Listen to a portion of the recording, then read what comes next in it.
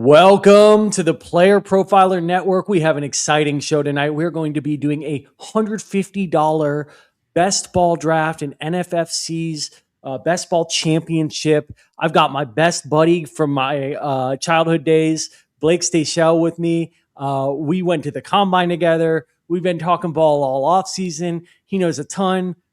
Say what's up to the viewers, Blake. What's up, everybody? Blake here. It's happy to be here and to give you guys some cutting info on how to run your best ball leagues. Let's get into it. Heck yeah, we got a great show for you tonight. The draft is kicking off right now at 8 o'clock, so don't go anywhere.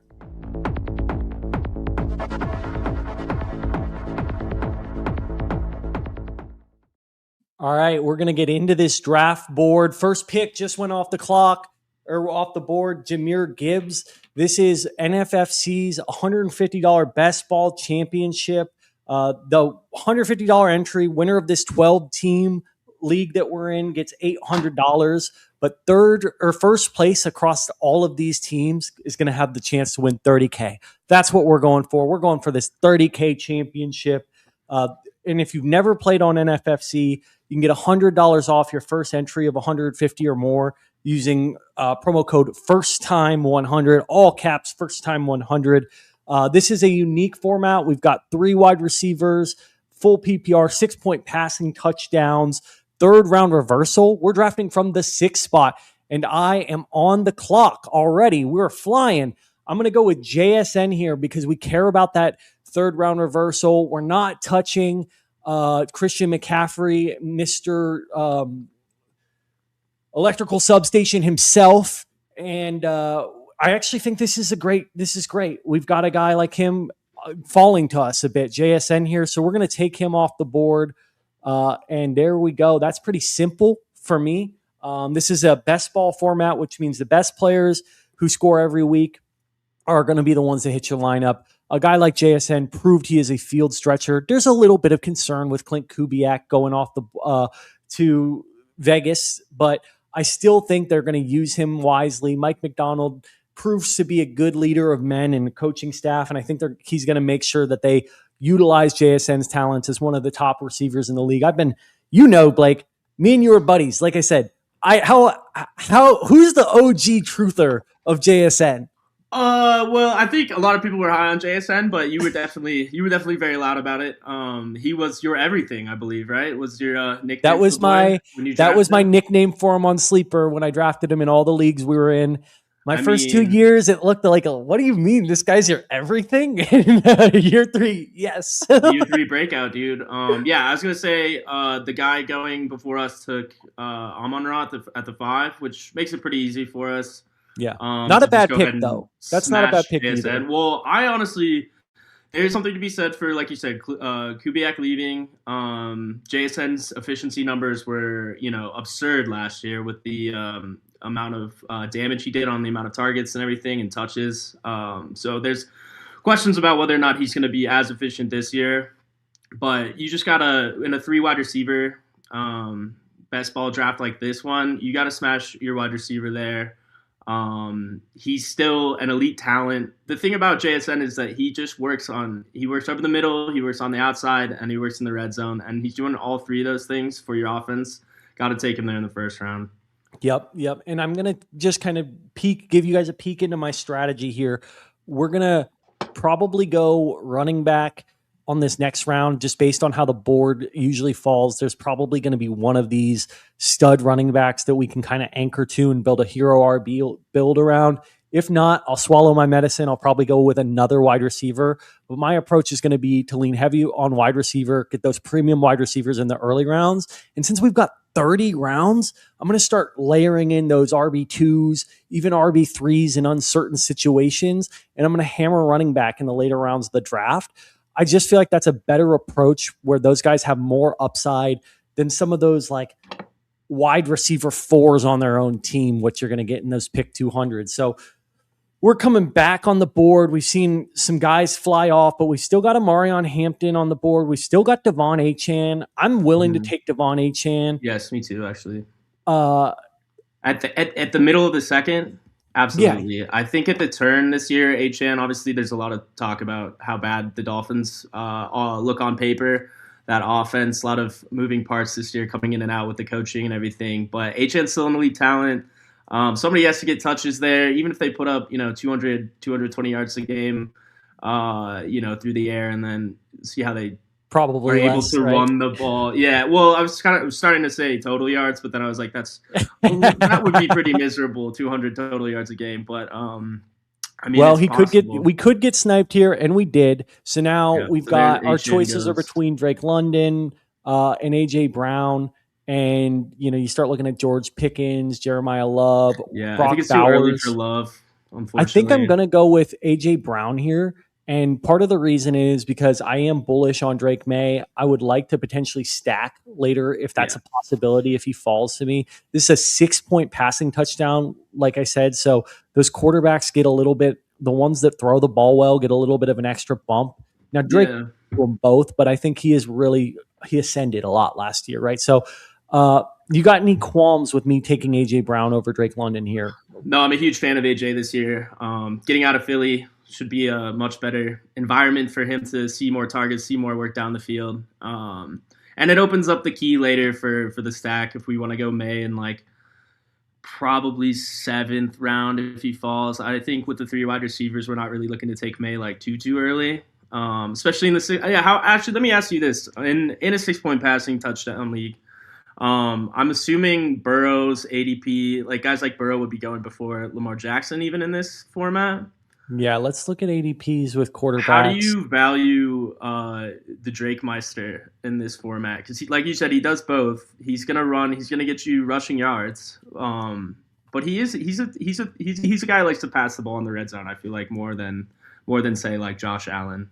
Dude, I think Yeah. he's such a discount in this format. Josh Yeah. Allen's got a 31 ADP, Burrow's got a 58, Lamar's got a 62. So you've got Drake May at QB4 at a Yeah. 64 ADP. Mhm. Again, we're going to see if we can sling him maybe in the 5th or 6th round. We're not going to reach for him per se, but I think there is. I'm kind of a contrarian in the sense of like I don't think that stacking your quarterback with your wide receivers is absolutely pertinent where you have to reach for a wide receiver. In a 30 round draft, you can do some back end stacks and still get some quarterback and wide receiver stacks. So I don't feel like it's a necessity to reach for wide receiver.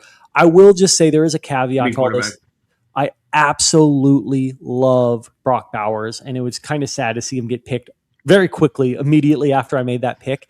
But I kind of told you before the show started, Blake, like with this 3 wide receivers hitting your lineup, I just think it tweaks the scales a little bit more where I'm just a little bit more leaning in on getting that elite wide receiver set up. And, there's so much talent at tight end in Mm-hmm. the later rounds of the draft. I've been vocal all year. I think guys like Travis Kelce are undervalued. I think George Kittle's a bit undervalued because he's making such a great recovery from the injury based on all the offseason reports we've seen. So I kind of told you early on, we might go for Brett Bowers if he slips in the 3rd. We might take Loveland if he falls to us, maybe Warren. But if not, we're just going to kind of ride it out and we're just going to see what falls to us at tight end. I was telling you, guys like Juwan Johnson, that I'm happy if you get, Juwan Johnson and a couple other tight ends, you've got a solid tight end room. So my approach here is also going to be probably like a 3-9, a 3 quarterback, 9 running back, 9 wide receiver, 3 tight end, maybe 3 defense, 3 kickers. We are drafting. This is kickers and defensive league. So they're going to start going off the board around round 14. We don't want to get caught with just 1 kicker. Usually that's not the best approach in these formats, but it also isn't the end of the world. But again, maybe we land on 2 or 3 kickers, 2 or 3 defenses, and hammer those running backs in the later rounds, like I said, but really build that wide receiver core early with some premium wide receivers. So that's sort of my strategy going into this. Figured I'd let the guys know what I'm thinking. So we're in the middle of the 3rd round here now. We're going to be up in a few picks. Now we got to start looking at who's going to be on the board here.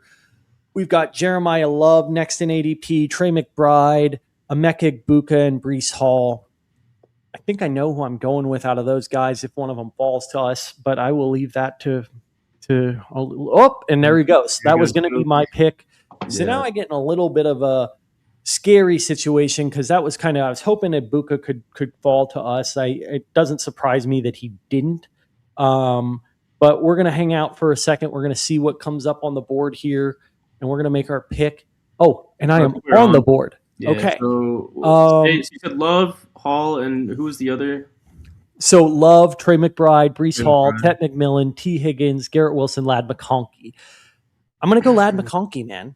And this is because I think it's everybody knows that this offense is going to be a high scoring offense this year. This is a guy who's the piece of the pie that we want.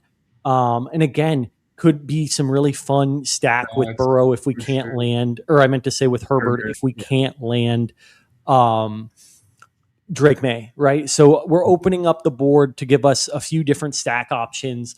I'm not really keen on drafting Sam Darnold to stack with. Yeah, that's what I was going to say about JSN.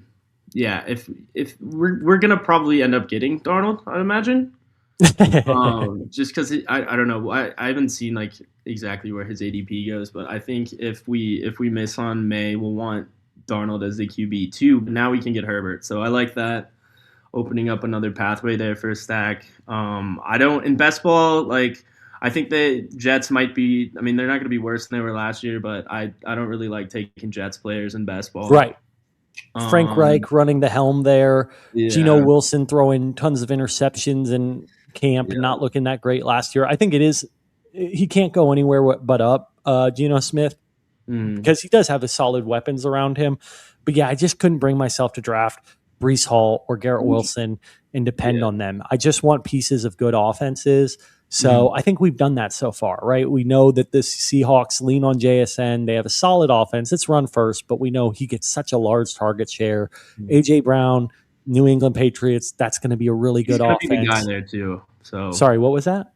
AJ's going to be the guy there too. I mean, Dubs is there. They have Pooty, but they're going to look to get A.J. Brown. I mean, if he's not getting 10, 12 targets a game, they're not running their offense right. I mean, there's something to be said. People have been talking about McDaniels. And his, in the past, he's been one to really want to spread the ball around, all of those years with Brady. But I think when you have a guy like AJ Brown and then the separation between him and Dubs, you're really going to work to scheme AJ Brown the ball. Especially you just got him in a trade and you want to make sure you keep him happy. I think he's going to be a big year for Brown. Dude, he's the kind of guy who's just going to scream and moan if he does not get the ball enough. So you know what? I'm not keen on telling you guys who I'm going to draft before, because now I feel like you guys are the board. Maybe some of these guys are in this live stream and they're just intent on sniping me. So we're going to wait till we're on the board to talk. But there's some guys that I think are a good value in this range, specifically at running back. And one of them, I can't wait. If he falls to us, I'm going to be happy to take him. And I think, there he was. Javonte Williams goes. I was also thinking Javonte. And it's funny because you and I, we're both Denver Broncos fans. You know, I have been so out on him for so many years, but he's a value this year, right? After he came back and he produced the way he did in 2025, I think that would have been a great start for the draft. So we're back on the board. I know who I'm going for. We got in ADP, Josh Jacobs, Travis Etienne, Luther Burden, Terry McLaurin. But then I'm going to go for my guy. This is just a flag plant for me. I think he could potentially be the tight end one this year, unless, probably Bowers. But give me some Colston Loveland, man. Absolutely love him. Again, great offense. Burden's dinged up. He's going to be missing some valuable training camp snaps. And if you look at, I think including the playoffs, he was averaging 12 targets a game over his last 4 games of the season. Loveland was like the heart and soul of that offense, and I think that's what we'll continue to see going into 2026. Again, guys that I was just incredibly high on coming out of college, Jackson Smith and Jigba was probably one of my biggest flag plants, and then second, and maybe even above him, was Colston Loveland. I was telling everybody, this is the tight end one of the draft when people were saying it was going to be Tyler Warren.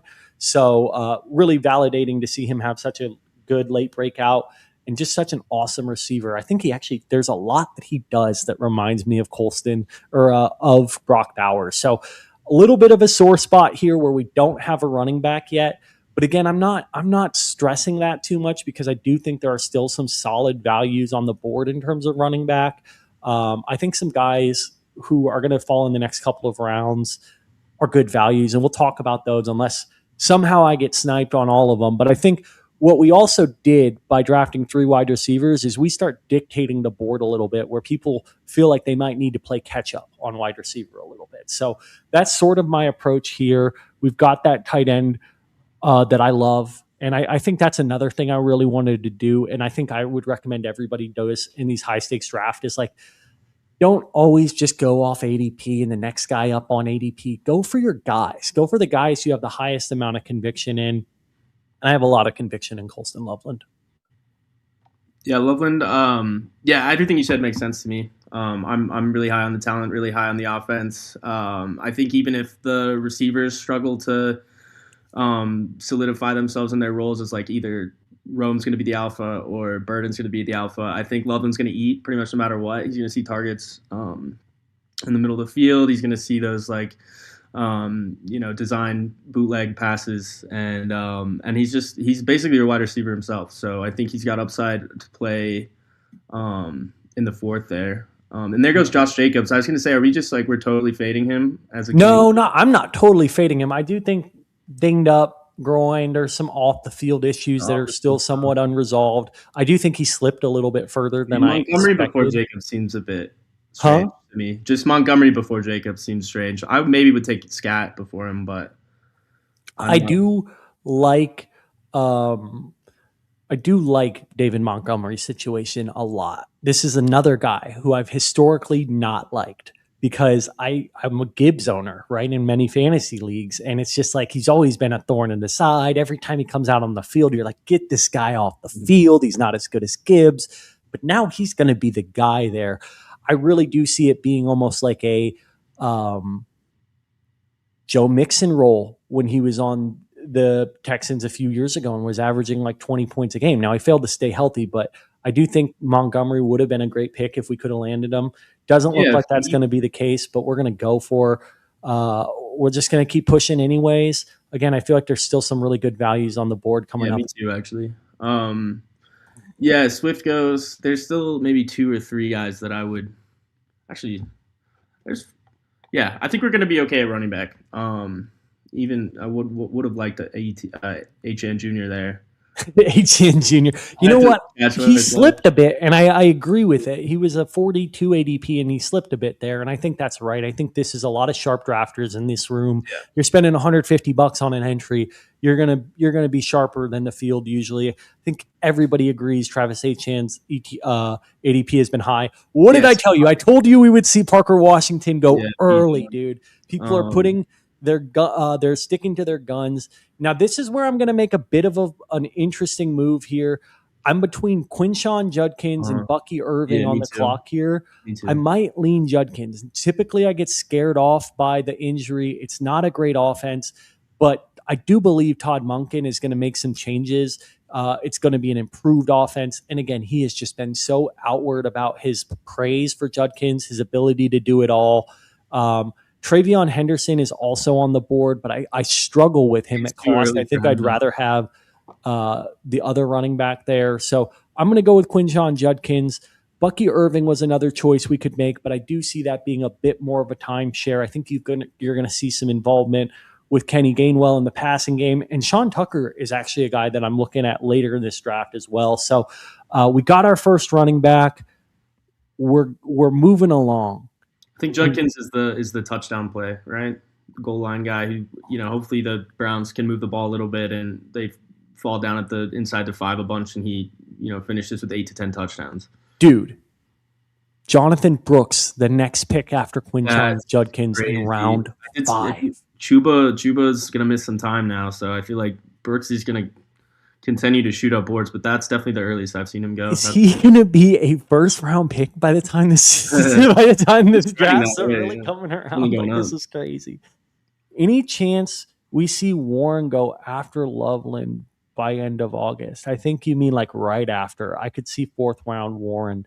I'm not there yet. I personally just am not a big fan of Warren. I don't think he's a type of route runner or separator.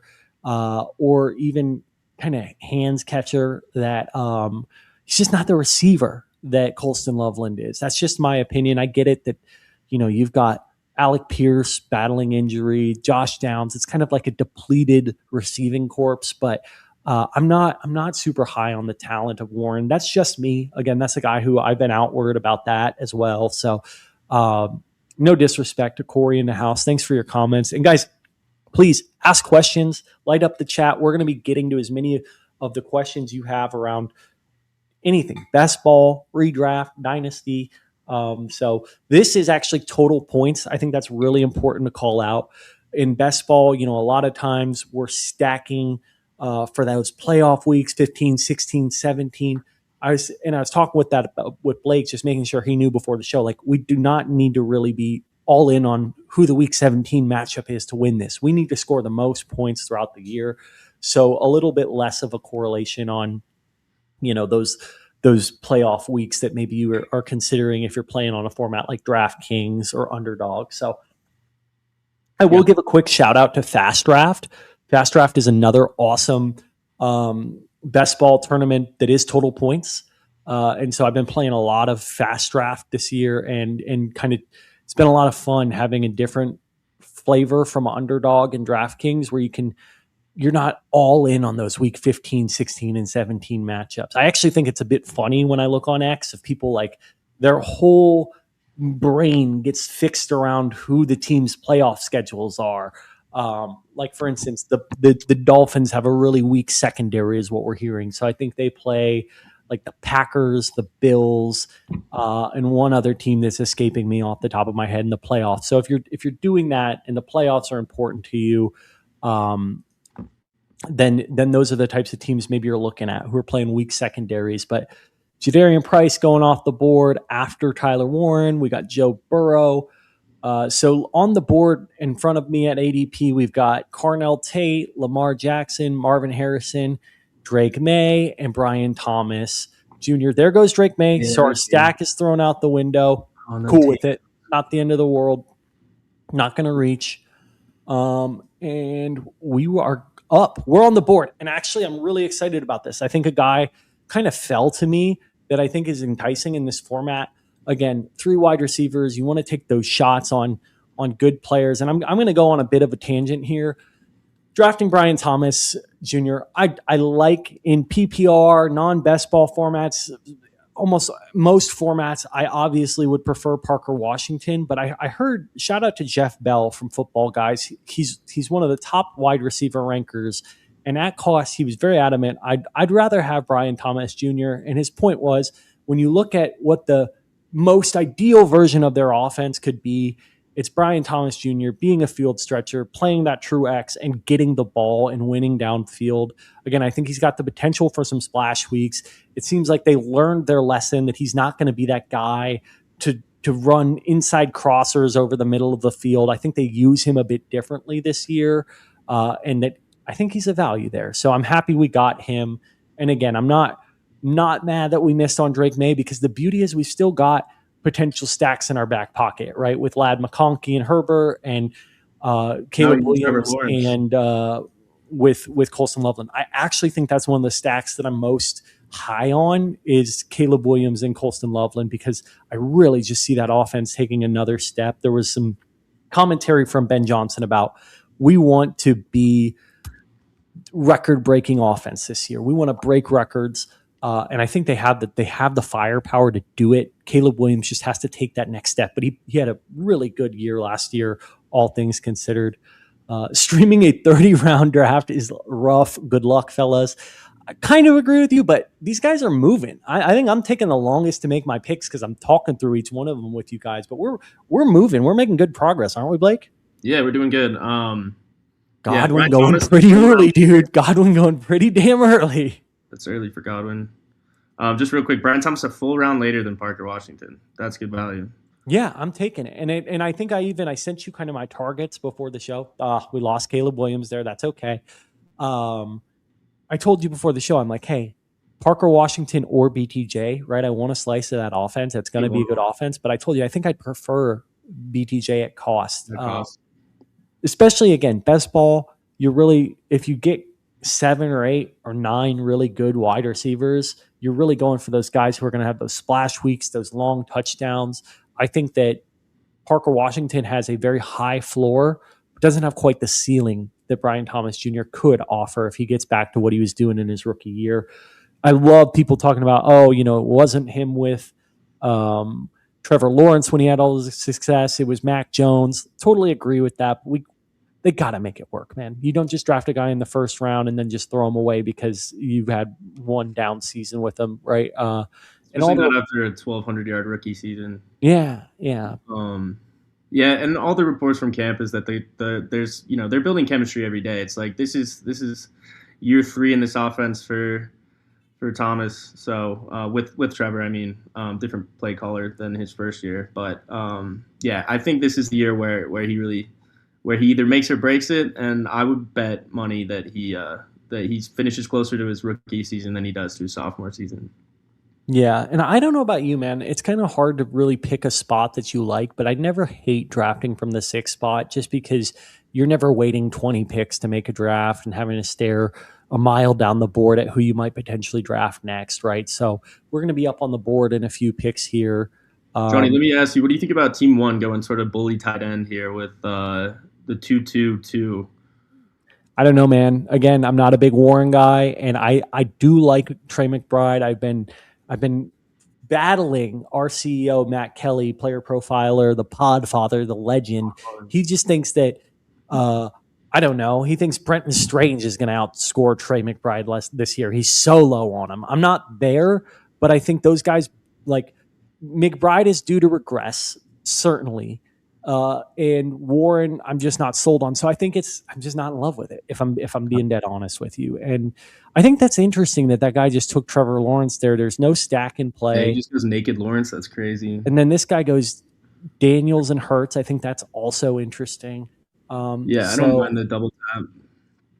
I don't mind it, but again, I just think these guys are going to end up having to fish in the barrel at wide receiver a little bit later in the draft. Yeah, I mean, that guy only has 2 receivers, Team 9. So, yeah, it's interesting to double tap in that situation in a 3 wide receiver.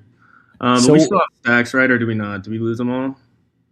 Yes, we have a stack. Don't ruin this for me, Blake. Let this guy make his pick. Sorry, I got excited. I'm just kidding.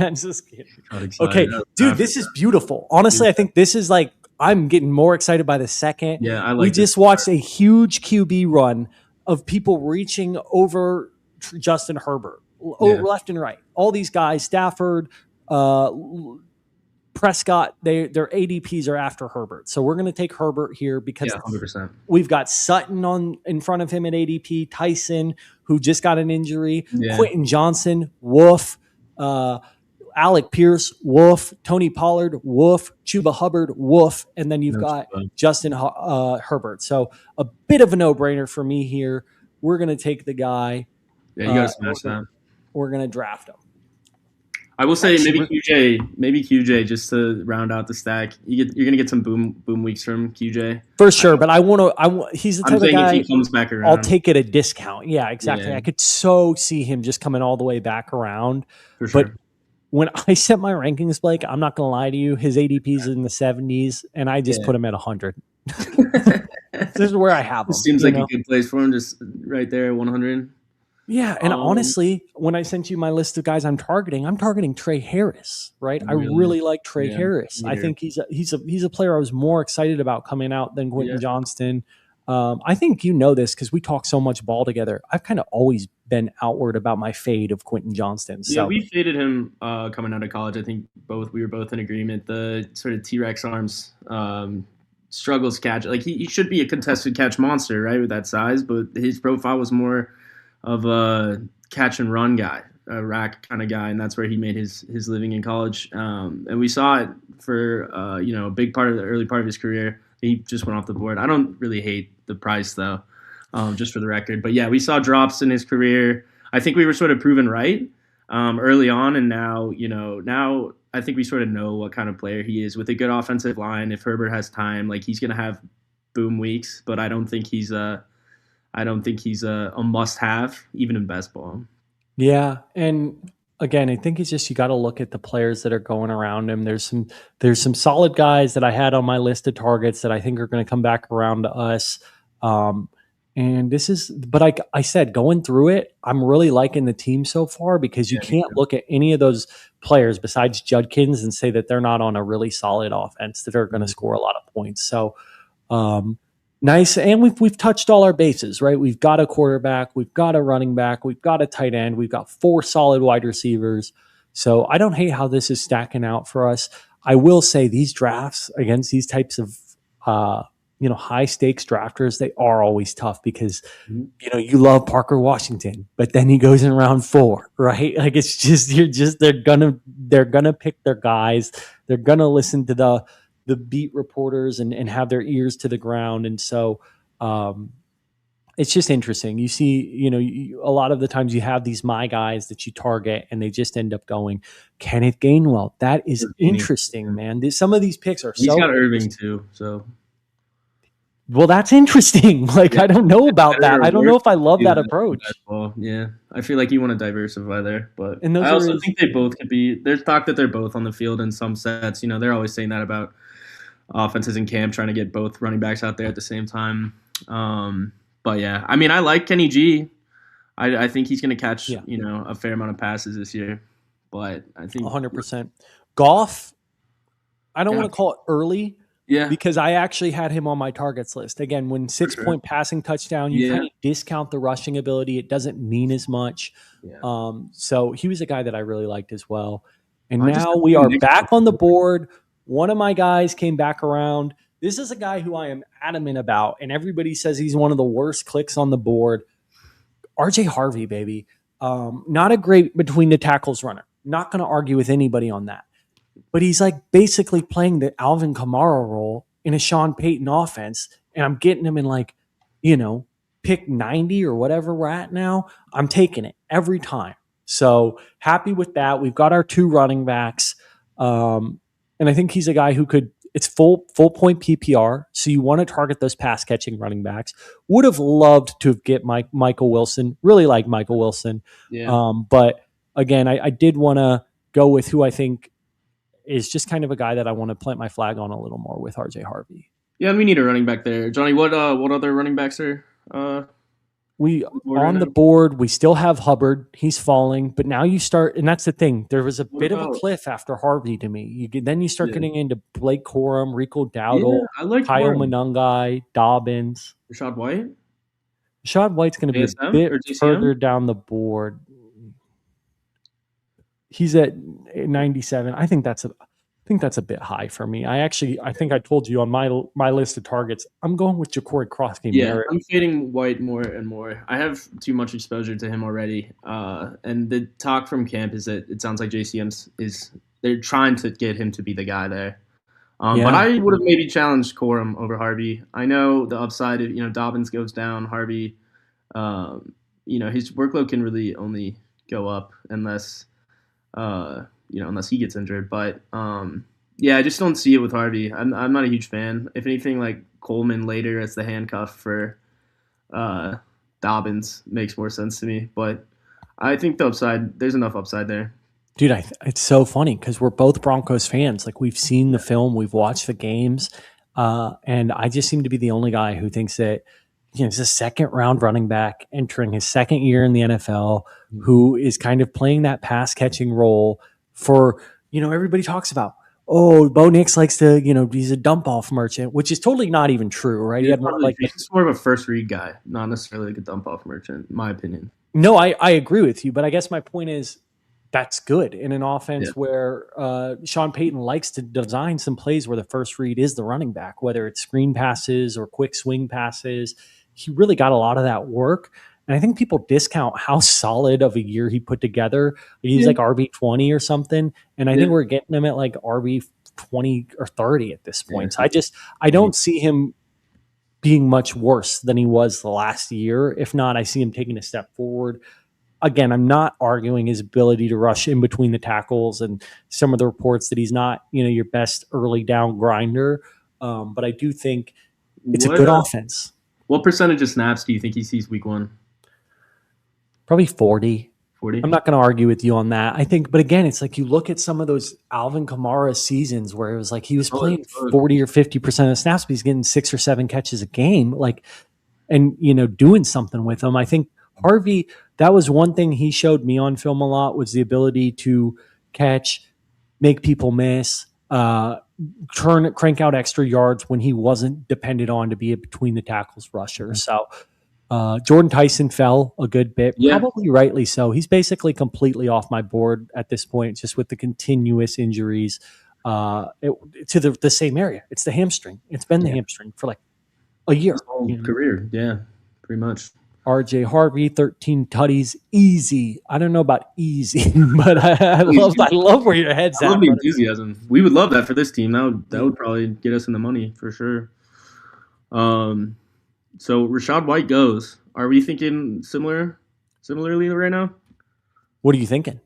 Well, would you like to take another running back here? Do you want to take a swing upside receiver? Where's your head at? I'm looking at who I told you were my early targets. There's a couple guys that I think are interesting here.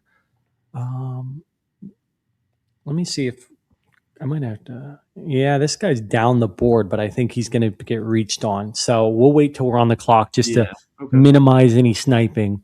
But we're going to be up with this next pick. It's coming before you know it. Mm-hmm. So on the board, we have Alec Pierce, Chuba Hubbard still falling, Rico Dowdle, Kyle Monangai, Jacoby Myers, J.K. Dobbins. Those are the next couple in order for us on the board here. Do you hate Dowdle? Is that too gross for you? I don't want to give anything away, brother. I think it's gross, dude. It's totally gross. Couldn't be me, bro. Wait, really? No, I'm just kidding, bro. Come on, Anderson, make your pick. All right, good. Okay, Diggs. That was actually the other guy I said. That was. I don't want to say I got sniped because I agree with you. I think I'm going to lean Dowdle here. Yeah, I like Dowdle. But Diggs was a guy. His ADP was 127. I knew we were going to see him go earlier than that. I was maybe going to try and push it another round, but not surprised at all. He goes right here. It's a good spot. I wouldn't argue he's not better than Terry McLaurin. That's a hot take, but interesting. So we've got Alec Pierce, Chuba Hubbard, Rico Dowdle, Kyle Monangai, Jacoby Myers, J.K. Dobbins. We're going to go Dowdle here. Yeah, I'd love to just get a third running back. Yeah, we're looking good, man. We've got some solid running backs, some solid wide receivers. But now it's really important that we start kind of filling out that wide receiver room a little more. Absolutely. Give me names. Who's on the wide receiver? We got Alec Pierce, Jacoby Myers, Addison, Worthy, total fade, Jaden Higgins. Yes. So Higgins to me, but I don't know if he'll fall.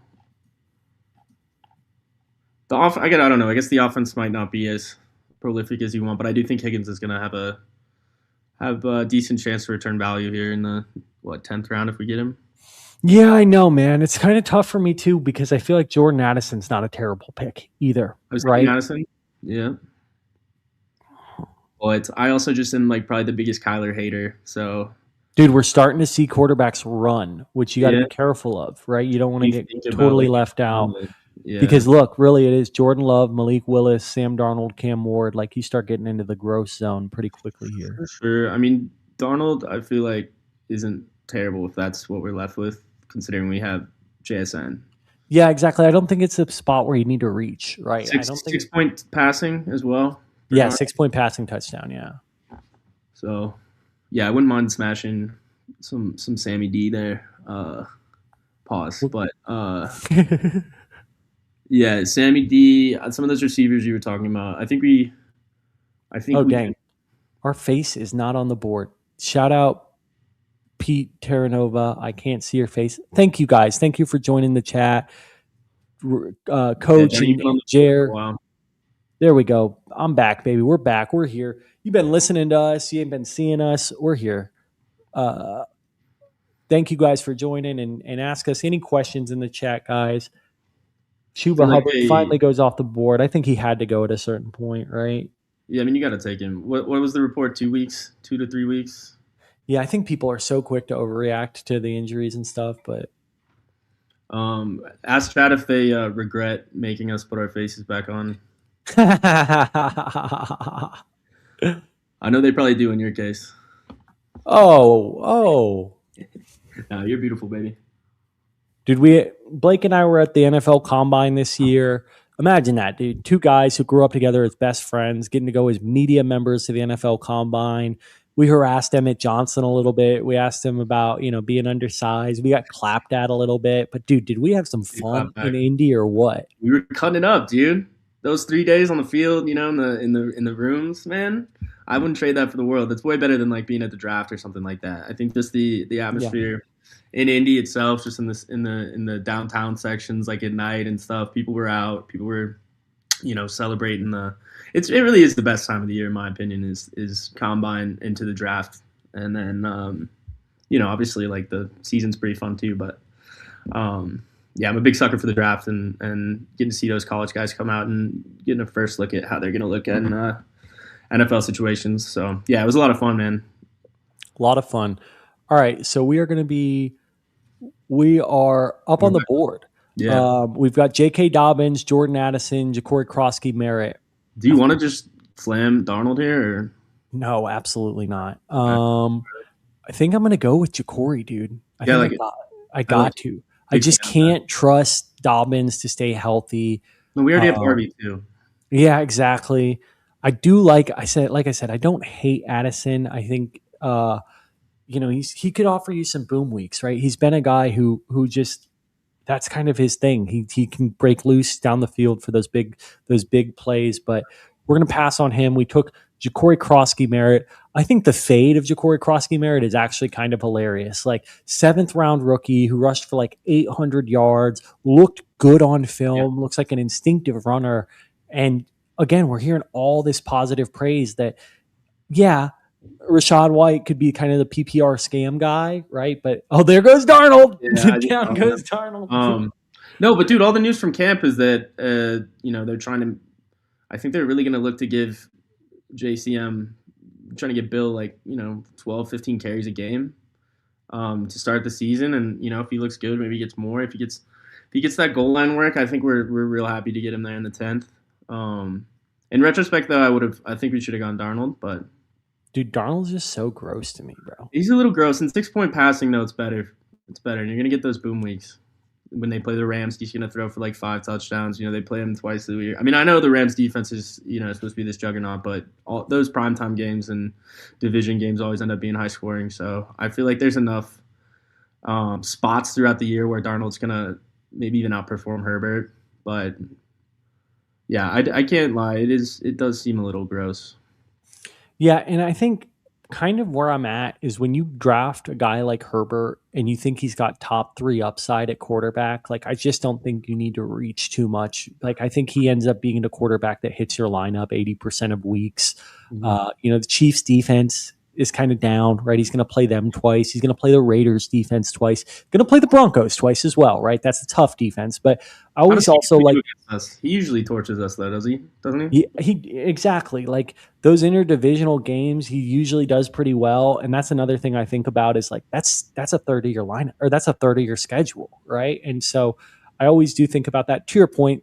Kind of the same thing to say about Sam Darnold, right? He's going to have some shootout games with the Rams and the 49ers. So I just wasn't willing to reach on him, dude. It seems like these guys are really taking, like that guy's already got 3 quarterbacks, right? Yeah. I didn't expect him to go there. I'll say that. Yeah. So are you high on, what's your take with the Packers? Meh. I don't know. I think they're a little bit overrated, and that's just from some buddies that I talk closely to, just talking about how competitive their schedule is. Sorry, what are you saying? People are high on Christian Watson. I think a little too high, just with the injury history and everything. And that, yeah, we'll see. It's hard for me to pick one wide receiver in that room, right? Like Reed is good, but can't stay healthy. Watson is good, but he's good per route efficiency, but again, struggled to stay healthy and struggled to even put together. I don't think he's ever had 1,000-yard season in the college or NFL. Really? Right. And then Matthew Golden's kind of a joke, but Golden might get enough volume though, is the thing. But yeah. but I don't think he's very good. So Debo goes off the board. We got Malik Willis off the board. Dude, Alec Pierce is an absolute free fall right now. Dude, well, so I wasn't going to say anything. I've been sort of tracking that. This has happened in a couple mocks that I've done and also seen where this is the cheapest you're going to be able to get him. You know, there's all the talk about the injection in the ankle. Is this the second injection he got? Then it was like, no, he didn't get an injection after the surgery, and this is the first one. But if a news comes out in a week saying, like, he's going to miss the first 2 weeks and he's like 90% sure he's going to be back for week 3, are you not just smashing that right here? Like, I think we got to get ready to smash. Knowing our luck, he doesn't make it. I mean, we got one more pick. And Keaton Mitchell ahead of Alec Pierce. We got to take it. We got to take it again. He's shown an ability to work deep areas of the field. He's a deep ball guy. He's a boom guy. We've got 4 other solid wide receivers. So just a real upside play here. I don't think I've drafted a single share of Alec Pierce all off season. But again, to your point, when you start seeing guys like Keaton Mitchell go ahead of him, you gotta take a chance here. So we're gonna do it, dude. We're gonna catch the falling knife. We're gonna take Alec Pierce, dude. In the 11th, halfway through the 11th round. I think that's honestly our best pick so far, to be honest with you. We are going to run a quick promo, but dude, do you guys want to miss this? Like, we'll be right back. The NFFC, my favorite high-stakes fantasy platform. Why? Third-round reversal, Kentucky Derby draft slot allocation. So it's a lottery-based system where you can put in your preference, where you want to draft. It's full PPR. There's 3 receivers. It's the best place to play fantasy football, especially for high stakes. And now they've combined with the FFWC. They have a lot more contests to offer. In fact, they have a double crown bonus where you can join the NFFC Primetime. And if you win that, 300 grand. You can also join the Circa World Championship, and that's 200 grand. You win both, you win $1 million. So go to playnffc.com/profiler and check the show description for a number of promo codes you can use. First time 100 to get $100 when you sign up, but also every time you sign up for a new contest, we give you codes to use to get discounts on those entry fees as well. Thank you to the NFFC. They make our podcast network what it is.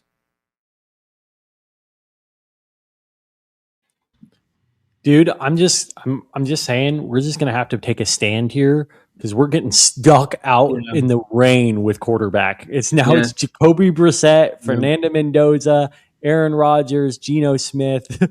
There goes Kobe Brisket. There goes Kobe Beef. I don't even know if he starts week 1 at this point. That's my point. I still don't feel the need to reach on quarterback. Well, I think we got to at this point. I do. If I regret one thing, it's not pushing for Darnold harder. But JCM comes out and is a solid RB2, then can't complain. Yeah, I mean, dude, who do you like, bro? Who do you like? Daniel Jones is gone. Dude, I'll be honest with you. I'm still not looking at quarterback. Really? Stroud? Is Stroud gone? They're all gone, dude. Stroud's gone? It's literally Rodgers, Geno, Tua, Michael Penix, Kirk Cousins, Shador. Shador could be interesting, bro. Shador's interesting.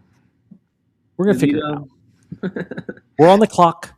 Yeah, My Q has Travis Kelce and Jalen Coker. Coker. Big cokehead.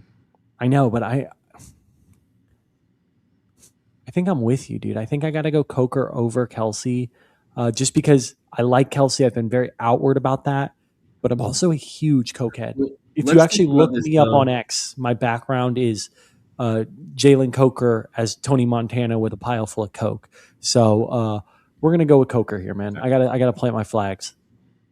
Yeah, I don't think you can go wrong with Kelce there, though, either. Yeah, 100%, man. I've been very outward about that, but I think the one thing is I just still don't want to be stuck pulling from the bottom of the pile at wide receiver. And I do feel like there are several solid tight ends that are still available in the later rounds. Goddard, Brenton Strange, not terrible. Juwan Johnson. And again, we've got Colston Loveland as sort of that anchor tight end. So that's kind of how I feel about the quarterback situation too. We've got that anchor quarterback. We've got that anchor tight end. And then we've got 4 running backs, 6 wide receivers. Would have been someone I would have mentioned. I thought he would have already. Yeah. And I agree with you. Early reports are that like Stowers is tight end 3 on the depth chart. So I think especially early in the season, he's going to provide you some value. But again, when you're planting your flags and you're like, hey, I think Colson Loveland's going to be a top 2, top 3 tight end this year, then you gotta believe that, right? And believe that he's going to be the one hitting your lineup more weeks than not. Yeah, I'm much more comfortable with the Loveland pick fading tight end until later than I am with Herbert as our only QB. I mean, I like Herbert a lot, and I know the top 5 upsides there. That O-line's got to stay healthy. I still think they don't have a ton of depth. Their guards are still, question marks. One of them, at least. So unless we get totally sniped at quarterback again, which I just think if they're doing that at a certain point, they're making a mistake by, everybody drafting like a 4th quarterback at this point in a single quarterback league. Again, if you look at though. I'm looking, okay, this guy up, he only has 2 quarterbacks, but then the other guy's 3 quarterbacks, 2 quarterbacks, 2 quarterbacks. So it's very likely that there could be another quarterback that goes, maybe 1 or 2. We could get sniped here, but I think point being, when we look at the ADP now, you've got Aaron Jones, Woody Marks, Chris Rodriguez, Jonah Coleman. Yeah, what's your thought about going Jonah after going Harvey? I'm not against it. I think I like that more than going Harvey and then taking Dobbins, which I don't think makes any sense. But right, getting the hand, because I don't think Harvey's the handcuff for Dobbins. Harvey's just he has standalone value, right? Value, and right. Coleman. From what I've heard, Peyton likes him a lot. He's looked good in camp. People are saying he seems like a vet already, like just his presence in there. I think, Peyton has been shy about going to rookies in the past, but I think this just seems a little different with Coleman. I could see him being a sneaky little best ball play. We'll see if he falls, but yeah. Talk to us a little bit about what you saw from Coleman at the combine.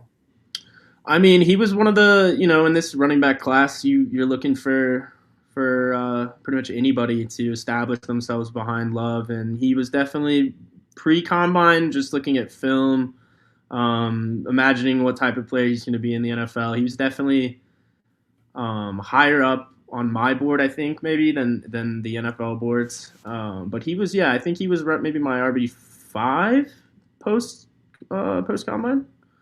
Yeah, but I guess I just mean he didn't participate in the drills, right? So I'm not talking about that. I'm talking about what he did. I thought there were guys to me and you that I think stuck out in the interviews, right? And they just seemed like a dog. Dude, dog. And he was talking about I think he watched his dad get shot and he talked about that. He talked about, needing to know how to be a pass protector in order to see work in the NFL. His answers were just phenomenal. Grounded, like a level-headed guy. He's got a good head on his shoulders. Thoughtful person. He seems like he's going to be a smart football player, if nothing else. And there he goes. And that's okay. That's okay because let's see we are up next. Okay, and I think we might land this plane, dude. I don't want to. Yeah, I don't want to shout it out too early, but we might land the plane. It's always so hard because there's always a moment of silence. Okay, Brenton Strange. I think I'm okay going Aaron Rodgers here, brother. Yeah, okay, for sure. That's what I was thinking. Yeah. Touchdown upside. Hopefully it's a different offense. It's not freaking Arthur Smith running it anymore, right? True. That's so important. Huge. He's back with Mike McCarthy. He's got weapons. Obviously, he's old as dust, but this is one of the greatest quarterbacks of all time. We look at Tua, Michael Penix, Kirk Cousins, Shador. I'm getting flamed in the chat for not getting another quarterback. We're going to take the quarterback, right? Yeah, Rodgers again, it's like him or Woody Marks or, the Dallas Cowboys defense. I think I'm ready. This is where I'm happy that we kind of passed on quarterback a little bit. They don't have overlapping bye weeks. That's another thing just to keep in mind is if you draft 2 or 3 quarterbacks and they all have overlapping bye weeks, you kind of shoot yourself in the foot, especially in a total points format. We were talking about, you were asking me hey, what do you think of this guy's team? You sent me a roster the other day and his whole roster was built off of the Jags and the Chargers. And I was like, hey, it's cool and all, but week 7, this guy might literally put up a donut. You know what I mean? For sure. And if it's total points, yeah. He had some James Cook in there as well and some other stuff, but it was 80% Chargers. Dude, I tag. think James Cook has a week 7 bye week. Does he have a week 7 bye? Yeah, dude, that's Oh what I my was saying when you God. sent me that. Wow, I didn't even see My that. eyes immediately went to the bye weeks, and I was just like, this dude has all of week 7. He's just taking off. That's rough. That's rough. He might just smash, the other 16 weeks. Right. You don't always need it, right? But I also think man, if you need to put up 120 points a week on average, and you have a week where you put up 50 points, it's tough, man. That's tough. I thought he just went Cowboys D. I was about to. That is actually the Cowboys kicker. Yes, that's Brendan Aubrey. Yeah, Aubrey makes sense. It's actually, so the way this format is even if Aubrey goes down, it's just the next kicker. Team kicker. Okay. Yeah, cool. It's a team kicker. I see. But this is a format where it's 0.1 points for every field goal, for every yard over 30. So 63 yard field goal is 6.3 points. Like, there's definitely value in getting those big leg kickers. Dude, I'm kind of the kicker guru, though. I'm not gonna tout too much, but go for kickers who play in domes. Yeah. Man, I don't want to give it away on the chat because I think there's gonna be I think there are some listeners who are in this room and might be trying to snipe me. But I guess my point is, I think we're not thinking kicker here, though. No, not. That's my point. I think there's kickers you can kick the can on kickers, and in general go for ones that are playing in domes. Playing on offense with high scoring. I actually think it's a bit interesting that the Texans went over the Rams defense, right? They added McDuffie, they added Garrett. It sounds like it's all but etched in stone that Aaron Donald's going to be back there. I do think that's the best defense. We are back on the board. And Scribbling goes. I'm sure you were thinking that. Do you want to take a flag plan on a rookie receiver here? I don't really see any that are jumping out to me, dude. I will, it's Omar Cooper Jr. I got my guy. I know who I'm going with here. Okay, cool. We got on the board, just so you guys know, it's Oronde Gadsden. I'm totally fading him just at this point, just based on the Charlie Kohler and the Njoku. I like Gadsden, but it's no need, right, to take him right here, especially, like I said, there's still some value on tight end left on the board. Dylan Sampson, meh. I've already got Judkins. Charbonnet going to miss a large portion of the year. Pacheco banged up. So we are going to go with the guy I talked about earlier, Trey Harris. Okay. I don't hate it. I don't hate it. I mean, I don't hate it. We have Herbert, so got a nice we call that a double stack, brother. The double stack. I'd almost rather have I don't know, it might be crazy for saying this. It's too early to take him. I'll wait to say it. I don't hate Trey Harris. I thought it was a good pick when they took him for real football to round out their receiving room. Thinking that Keenan Allen's going to be gone, and he is.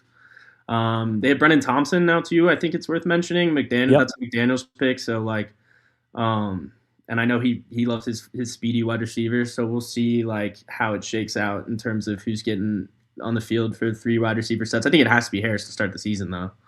Yeah. And again, I just don't. I think there's a scenario where he outplays Quentin Johnston. I think he's the better player. That's maybe a hot take, but I just don't think there's a lot. Again, he didn't do much his rookie year, so I get it.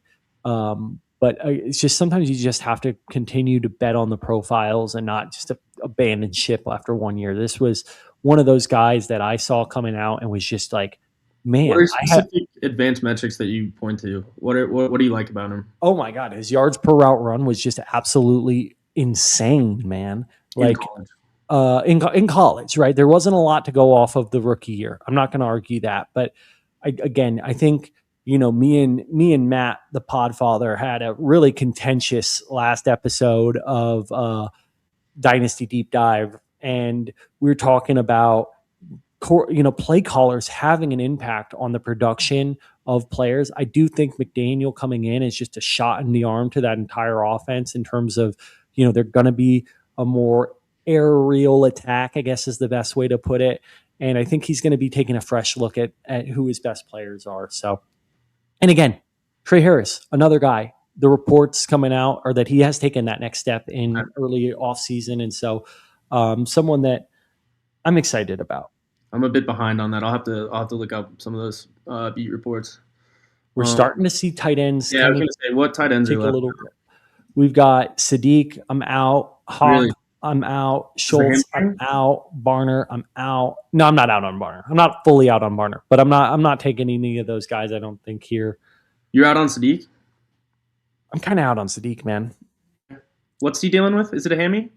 Or no, it's like It's like a hernia. a hernia. Man, when he's on the field though, that's what I've been listening to the Oregon Duck truthers out there, and they're saying the same thing, all of them, that he's the best player out there when he's on the field. It's just sometimes he's not on the field.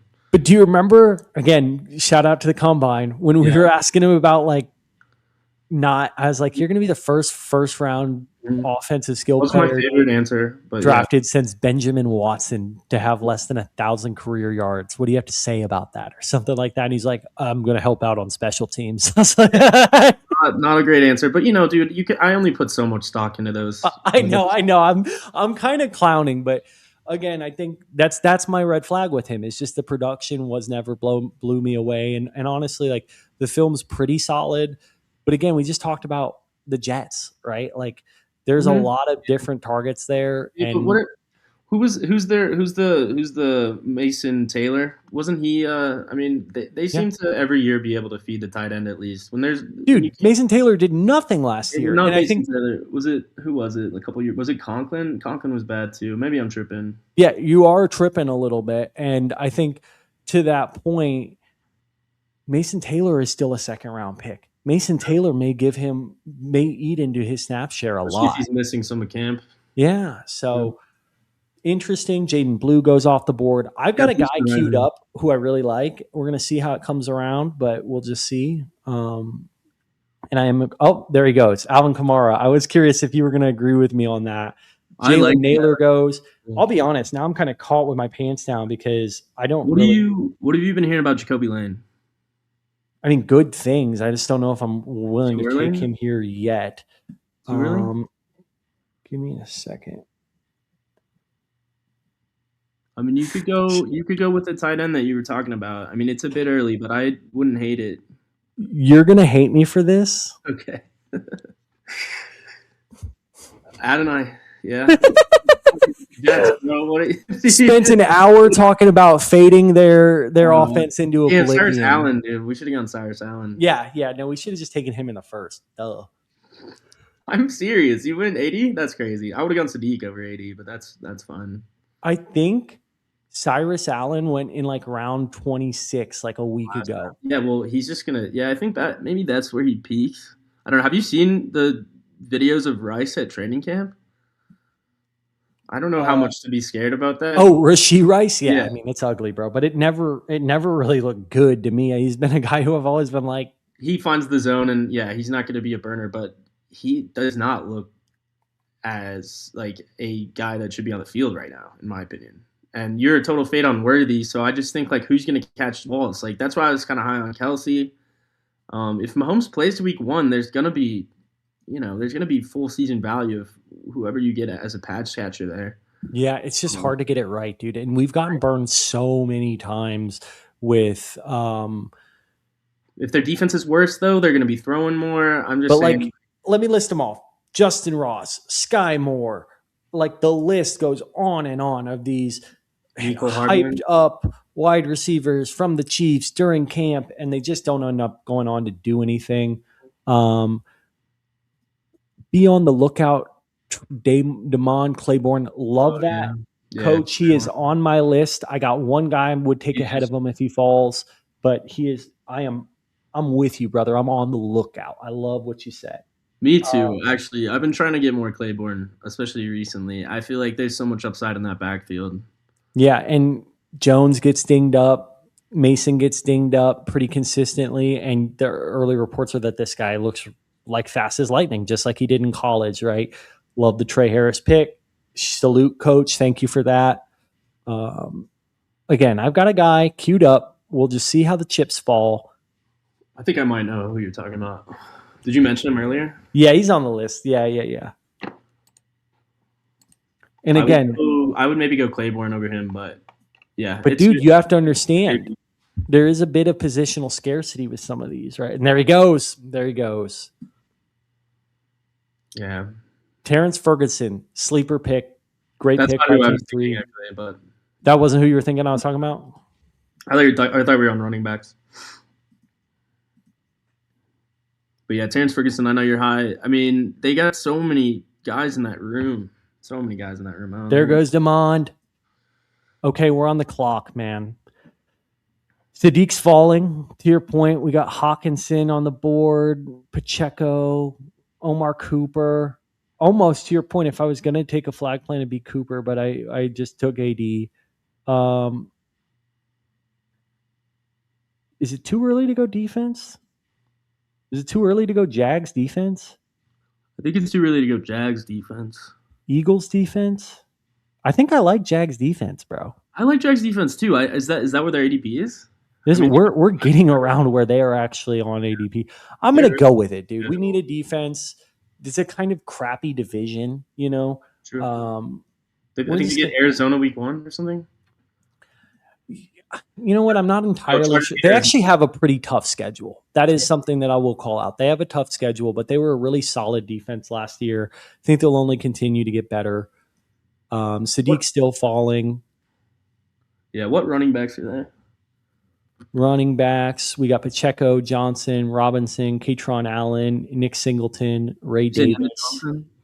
Ray Davis is really interesting to me because, again, at this point, we've got 4 solid RBs. And I think at a certain point, you have to start looking at who are the running backs who have the most contingent upside. I would say Johnson. Man, I told you about this.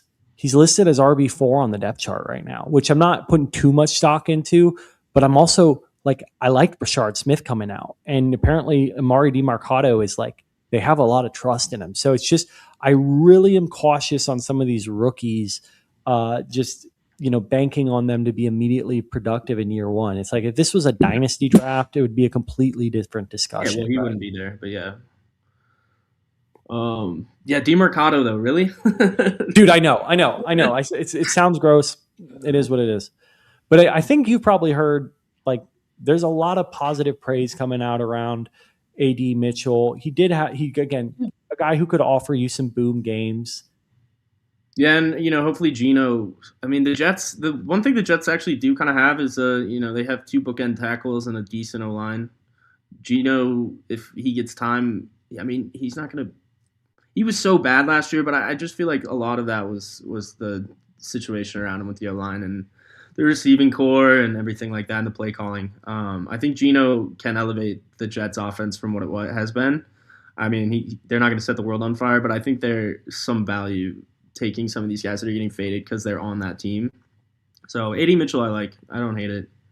Dude, it's crazy though. Pacheco hanging out, or Sadiq still hanging out, right? Yeah, people are worried about the injury, and it makes sense. I think there's so many factors there. Like I was talking about, having a second round tight end there, having a lot of different options in that offense, and him not being overly productive, and then you layer that in with the injury. It's just there's a lot of risk there. Cade Otton going ahead of him, though. I mean, that is just it's nuts, man. Otton, yeah, he's their tight end 1. But your boy's still there, right? Who's my boy? Oh, maybe not. Oh, never mind. No, he went. Yeah, I mean, we should probably think about tight end. 100%. Again, I still think there are some sneaky values at tight end. I'm not going to give anything away.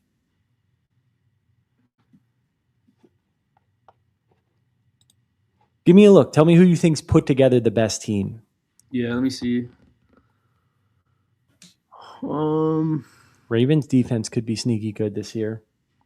Not a bad pick. They're bad last year, but they're going to be a lot better. Man, I really like our first 4. Don't you love that when I ask you your favorite team and you say ours? Yeah, some of these teams are nice, bro, but for the 3 wide receiver, like McCaffrey, Walker, Devontae, Mike Evans, if Mike Evans stays healthy, Lamb. I like Lamb, Chase Brown, Neighbors, Burden with Caleb stack and the Prescott stack. Yeah, I like Team 11. Corum, Tyson. Yeah, I like Team 11.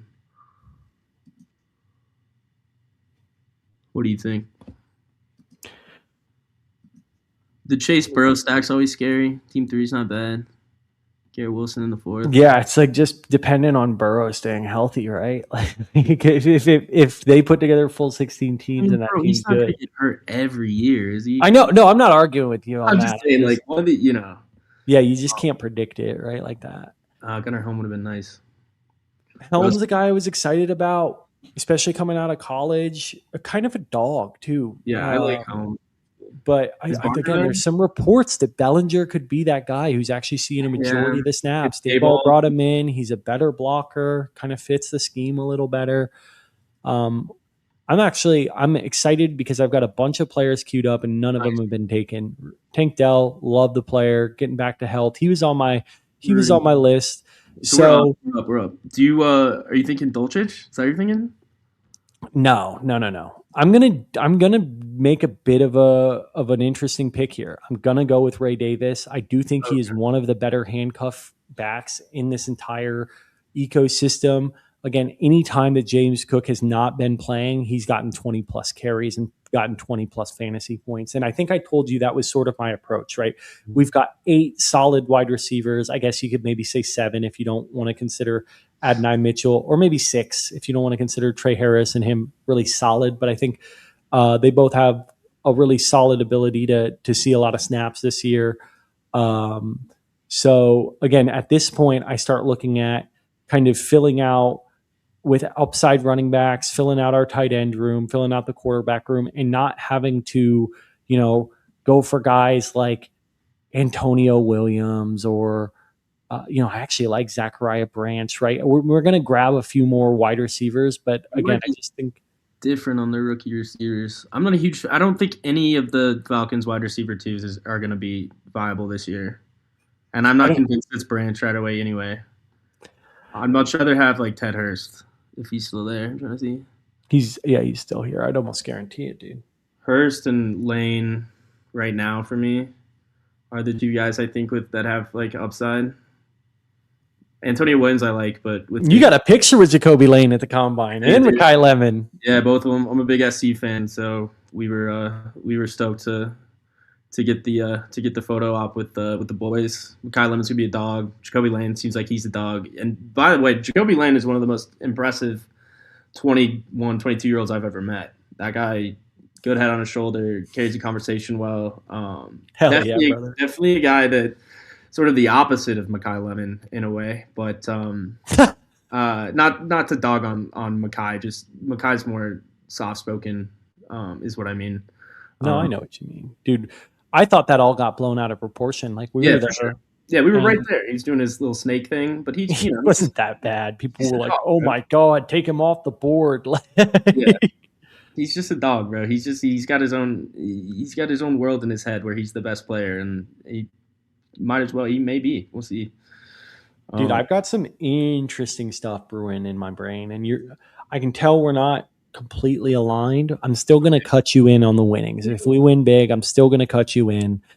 I don't think you've given me anybody that I've like. I think I've gone with who I want to go with, which is probably how it should be when I'm, it's my entry. But yeah, for sure, dude. Shout out to Blake. Can we give Blake some love in the chat for talking ball with me and hopping on this? And hey, bro, I'm just happy to be here. This is the funnest time of the year, draft season, and yeah, thanks for having me, bro. This is all thanks to you and Player Profiler. Hell yeah, bro. Well, like I said, as the guy said earlier, coming in here for a 30-round draft is no easy task. So shout out to you. We're on the board. Yeah, I got a guy who I'm going to go with, and it's an interesting pick. It is a stack, so we like that. It doesn't conflict with the bye week of the other position I have here. We're going to go with Pat Freiermuth, baby. They were playing a lot of their starters early.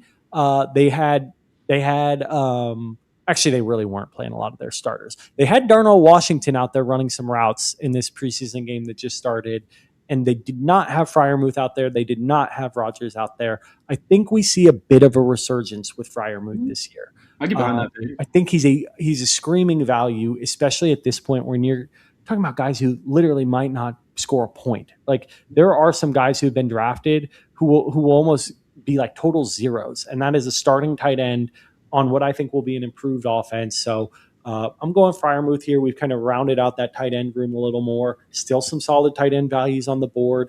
Would have loved to have gotten Ferguson, like I told you. I think there's been a lot of reports about him. The problem with him, I think everybody knows it, is there's like 20 tight ends in that room, right? But he's still there. Parkinson looks like he's a bit of a target vulture. Parkinson is. And dude, they drafted Max Clare in the second round. You know what I mean? In the second? Yeah. Damn. Yeah. I forgot it was that early. Yeah. Kind of crazy, right? You take. We asked him at the combine too, like what his production disappeared. It was him and Kazmarek there, and Kazmarek was the blocker, right? Like Kazmarek's the blocker, but then you see a huge dip in production as they're like ramping up towards the playoffs, and asked Max Clare what happened there, and he basically gave the right answer, that he was just trying to help the team out. They were calling a lot more 2 tight end blocking sets for running plays. He was doing a lot more of the dirty work. I could see him having blocking value early. I don't think he's gonna like be a threat to Ferguson. I'm more concerned about the Parkinson Higbee combo in the red zone, stealing looks from, and Devontae Adams, right? Stealing looks in the red zone from Fergie, but. I know they like Ferguson a lot. I think he's the most talented tight end of the bunch, physically, athletically. So yeah, Colorado guy too, he grew up in Cherry Creek in Denver. Cherry Creek boy.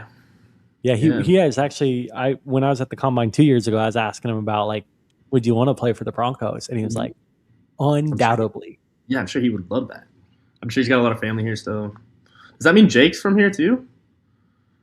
Jake Ferguson, they're not related? I'm just kidding. I feel like people out there still think that they are though, and because like for like the first, when he was in Oregon, I was like, I just assumed they were brothers, and I was like, they're totally different, like athlete, like different players. So, but yeah, I just for anybody wondering, they're not brothers. When are you thinking kicker? By the way, dude, I'm fading kicker just the whole time. Okay.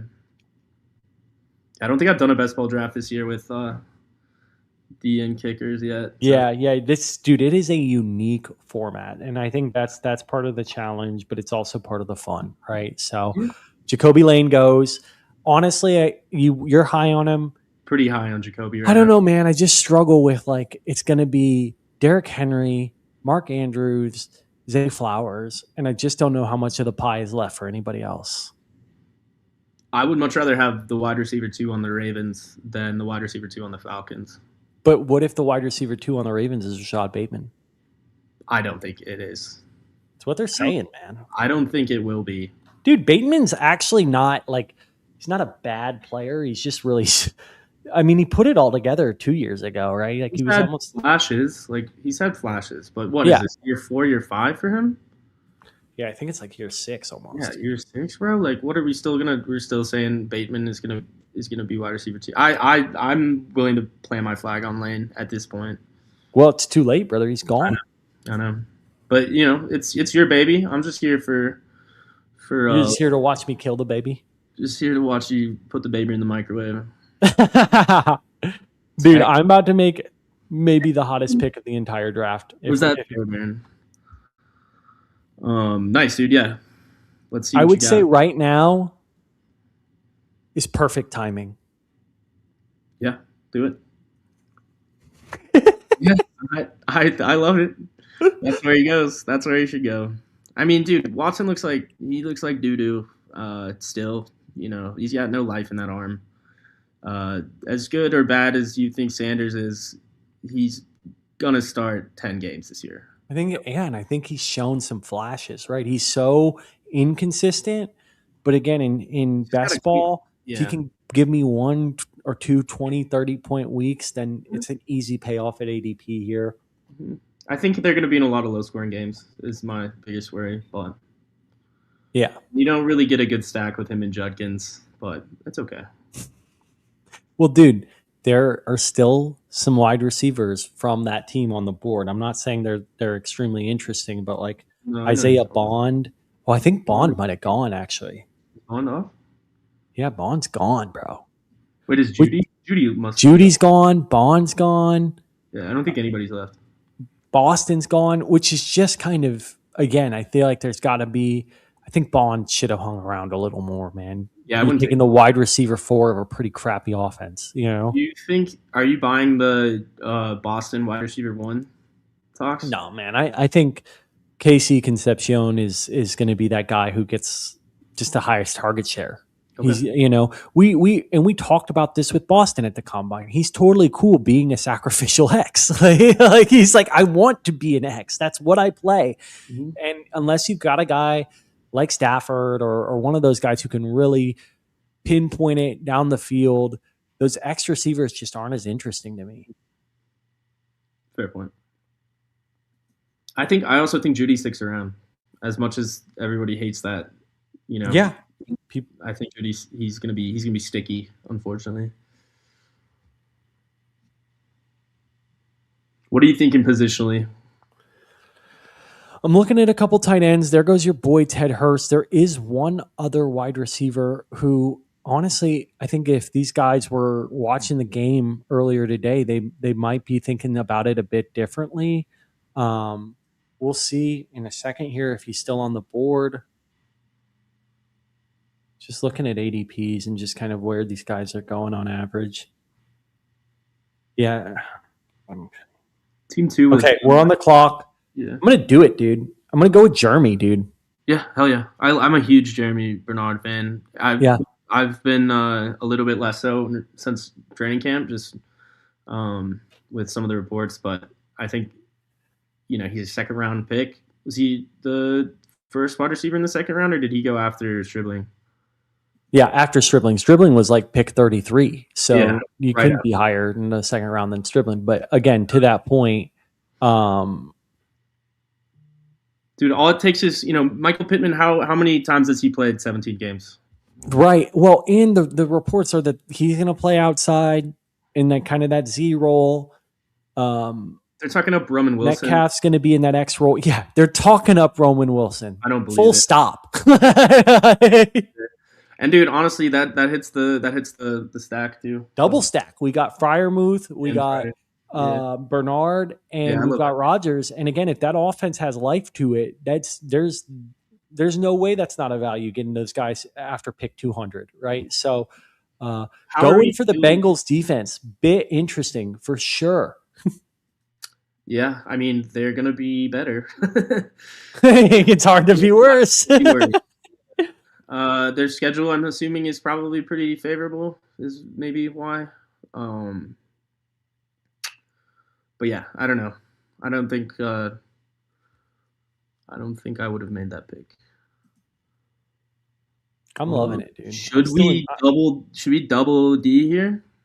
Yeah, we're actually getting kind of tiered to the bottom of the barrel with D. You're seeing them start to fly off the board, so we'll see. Who is left actually? I don't want to ruin it, bro. I just can't see D, but yeah. If you are listening to this and you're in this draft room, just keep hammering other positions besides defense right now. Do me a favor. He just won 3 defenses in a row, which honestly, well, he's got 4 defenses. And again, in best ball, I kind of understand the allure. And there it goes. I think that Cowboys D could have been sneaky good, dude. Quentin Williams. That was who I had queued up next, hoping they came back around. Yeah, Downs looks pretty good in camp. That's a bit sad, but not the end of the world. I do think we're going to see at least one more defense go. I'm curious. Because defenses left on the board: Raiders, Commanders, Dolphins, Jets, Cardinals. Commanders, maybe. Really? I thought you might say the Jets. Yeah, Jets too. I mean, I know they've Commanders did a bunch, though. I just know that they really made that a priority. Who? The Commanders. What did they do? I'm going to look it up because I don't remember. And there they go. Yeah. Not going to look it up anymore. I know they did a lot, though, in the draft and free agency. It's really the Dolphins, the Jets, and the Cardinals, and there go the Jets. We got to take a second defense here. Can't go Dolphins, right? I don't think you can go Dolphins. I think as bad as it is, I think we can go Cardinals. It's kind of rough, but It's pretty disgusting, dude. Those are the two words. Like, yeah.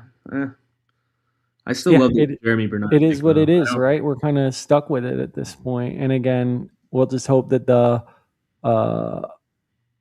Jags are going to hold it down, and that the Cardinals can maybe put together a couple weeks that. What are the bye weeks? Okay, 7 and 14. Let me just look. Let me try and see schedules.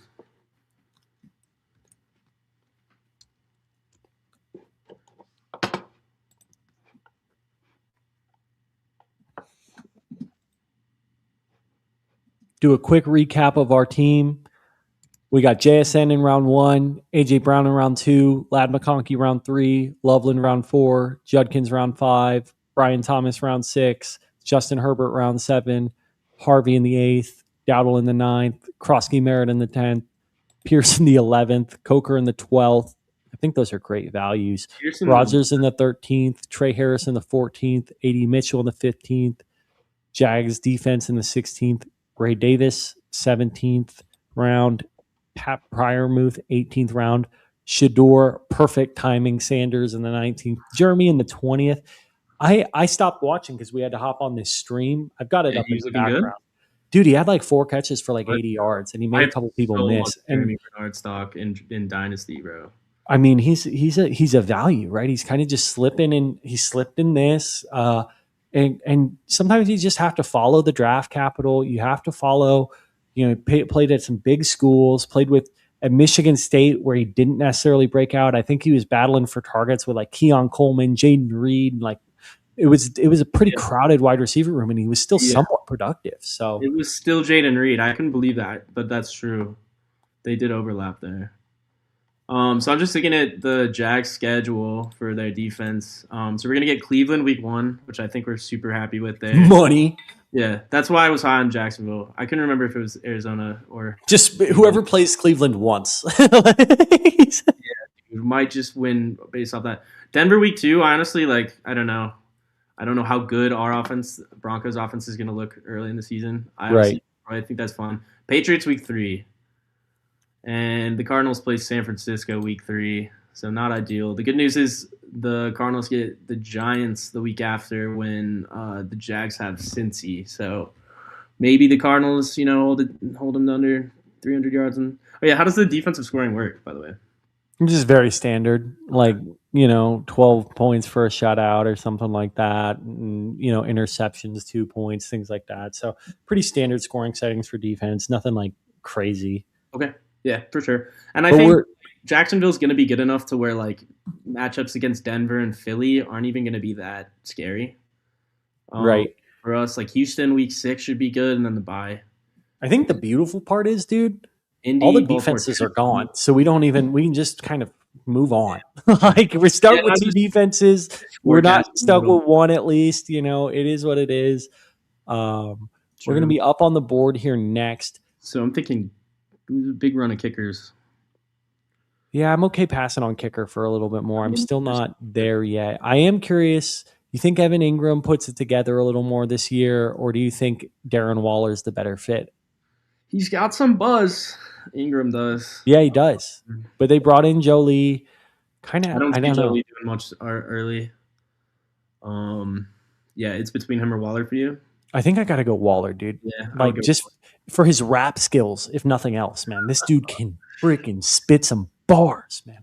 And no joke, that actually shows me something. Like this dude is a cerebral, talented dude. He's got the drugs out of his life. He's got Kelsey Plum out of his life. He still wants to play ball after retiring. I think that's the worst case, is he retires for me mid-season again. But at tight end 3, he's got some splash upside. We're going to go with Darren Waller. Again, taking him ahead of, or like 2 picks before Michael Mayer, I think is a sign of a solid pick. You know what I mean? I like Michael Mayer, dude, just because, if Bowers goes down. Right. There's contingent upside, but I think Waller is going to be the week 1 starter. And as long as he stays healthy, I'm not worried about Jatavian Sanders or Mitchell Evans. Yeah, but, as long as he stays healthy. Is a thing, for sure. I love how when I said that about Burrow, you're like, oh, man, he can't get hurt. Waller's 39 years old. You know what I mean? Like, Dude, stop Burrow's it. 29, 30. Yeah, different positions. Dude, one other guy not get like who is apparently running with the ones more than Hunter Henry is Eli Raridon. Yeah, I like Raridon. I was gonna say I thought you were targeting him earlier, but I wasn't gonna say anything. I think he's the type of guy we could literally get in around 30. Think so? Yeah, but I don't know if we need 4 tight ends. We don't. We don't need a definitely don't. build. At this point, I think we should look to fill running back, maybe. But goddamn, what running backs are left? Michael Fay, learn from the previous mistakes, fellas. First off, I want to say thank you for joining the stream and watching and commenting, but I want you to elaborate. Yeah. Tell me what you mean. What are the mistakes? Are you talking about mistakes we made on this draft? Just elaborate for us, please.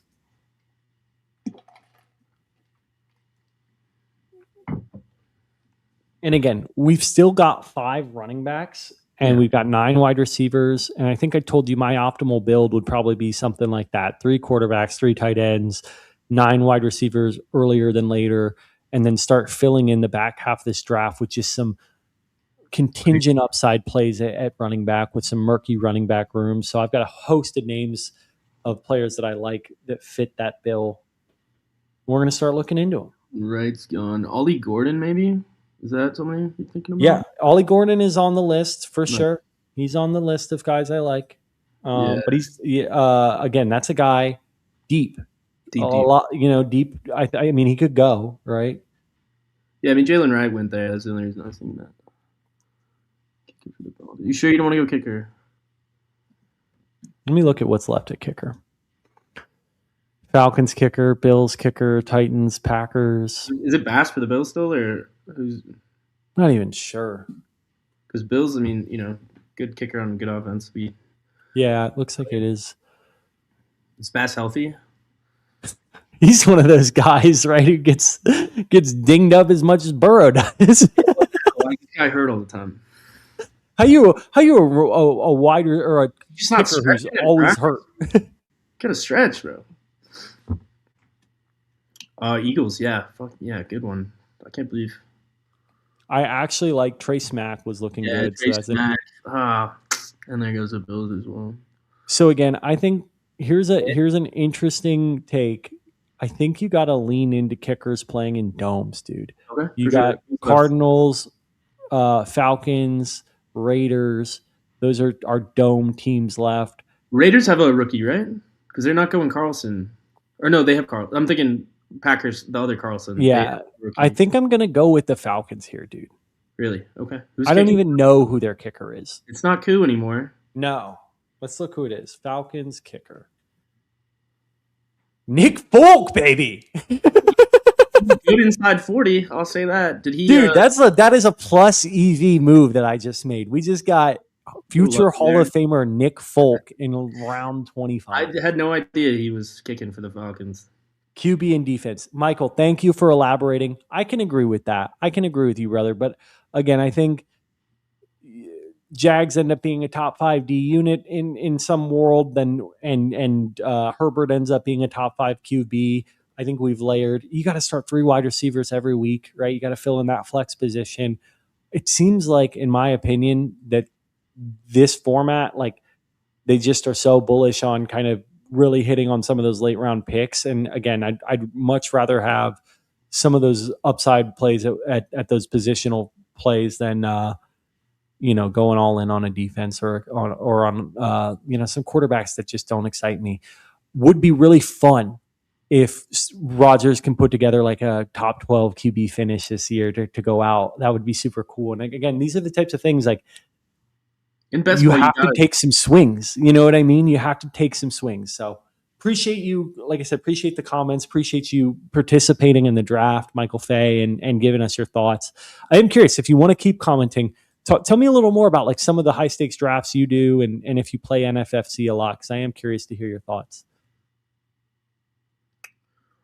And again, we are heading into round We halfway there yet? 24. We're 2/3 of the way there, brother. I'm just kidding. Or we're like 3/4. I don't know, 5/6 of the way there. Yeah, let's break down the math here.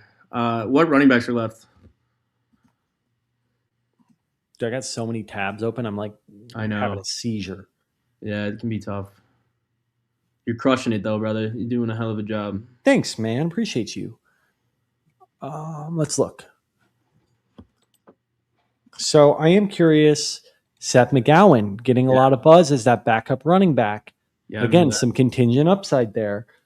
Still on the board. We got Jalen Wright. I think no, he's probably gone. Jalen Wright went earlier. I'm assuming Bigsby's gone, right? Oh, of course, dude. Long gone. I think Rasheen Ali is an interesting one, but I think he's gone. Where did Bigsby go? I just don't even see him. No, he's not. I'm going to go with McGowan here. I'm not overly in love with him, but I just think Taylor's a guy who struggled to stay healthy. Mm-hmm. There's just been a lot of buzz about him early on. So we're going to go with McGowan here. And we're taking some swings at guys who could slot in to get 10 to 15 carries if that primary running back goes down. And when you're getting that in around 26, I really like it. Here's what I like about McGowan. If Taylor goes down, McGowan is 6'2", like 25. Like he's gonna get goal line touches. Like I think it's a safe upside pick there. Not betting on injury, but as a contingency plan. If he was like a little scat backing up Taylor, I would be less buzzed about it. I think. Does that make sense? Yeah, 100%. That's the whole thesis, right? This is a player who's a bulldog. Yeah. Now, are you trying to double kicker? Or no? Yeah, we got to land another kicker. Okay. So I think that's kind of, again, I'm okay fading kicker because now we're talking about guys like Seth McGowan instead of passing on, someone with substantially more upside in those earlier rounds to go grab a kicker. So I'm cool with this approach. At least our boy who's been commenting didn't flame us, Michael Fay, for fading the kicker. So shout out to that. Let's hear what he said.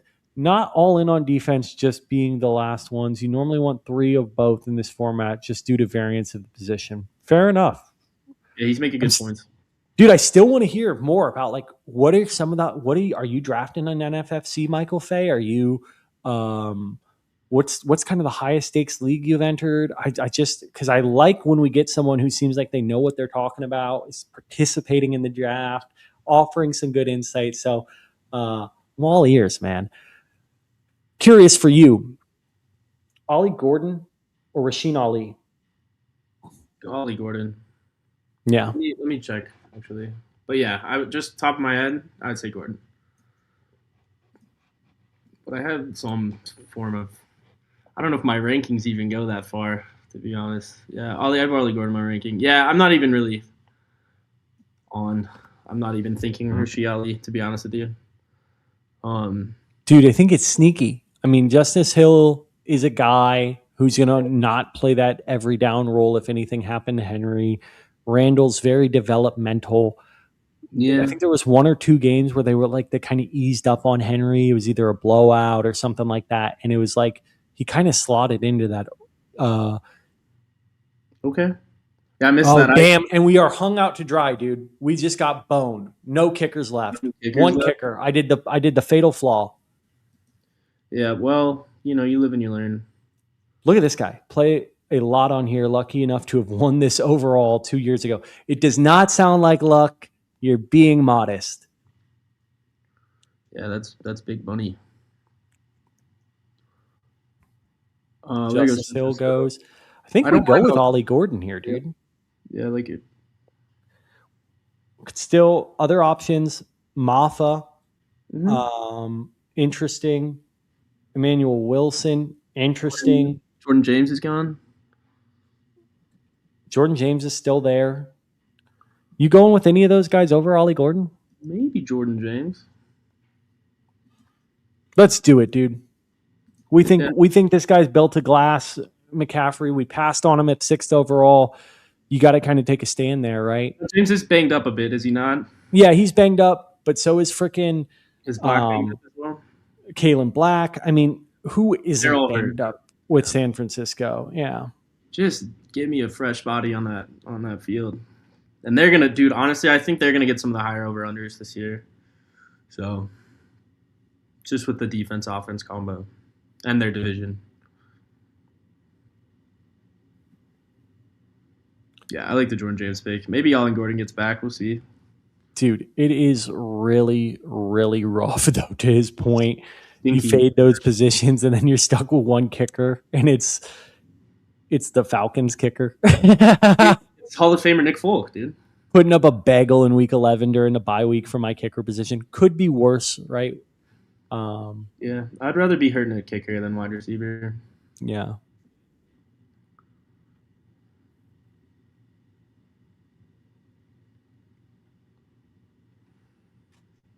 Man, Douglas, really interesting pick actually going this late. Definitely fell.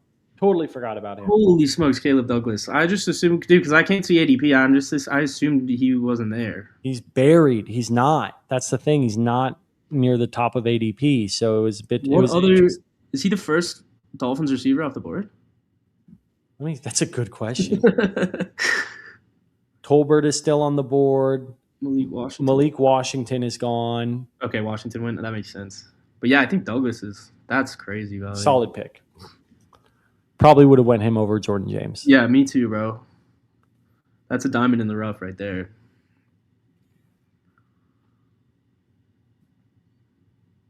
Kevin Coleman. I'm out. Out on him. I actually like the player. I'm just so out on the offense. You know what I mean? There were a lot of like real nerds there that were big Kevin Coleman guys. Real nerds that were big up on the Missouri kid. But I agree. The offense is not going to be. It's not going to support one wide receiver, maybe, let alone 2 or 3. And then what's the deal with Chris Bell? Is he going to play at all this year? I'm curious if he already got drafted. Yeah, is Chris Bell is still on the board. He'll probably play. I do think he's probably a terrible pick. Yeah, I might take him. I think that's kind of my approach with wide receivers. Almost at this point, we'll come back to it around 30 and see if he has serious talent. Solid player. What did you call him? Those little cherub cheeks when you saw him at the combine. He had them big cheeks. Does have those very cherubic. Looks like your baby, Johnny, a little bit. Yes. For the viewers, I just had my first baby, a baby girl named Jane, very cute, very sweet. She was just crying a little bit. I'm going to have to make sure my wife's not torturing her or something. Yeah, kudos to Megan for manning the parenting duties. Holding it down. 30-round. Producing the baby and babysitting the baby while we hammer out this 30-round draft. Yeah, couldn't do without her. I was going to say Carson Beck, dude. Okay, Ollie Gordon, Rasheen Ali, Emmanuel Wilson, Sione Vaki. Dude, Emmanuel Wilson? You like Emmanuel?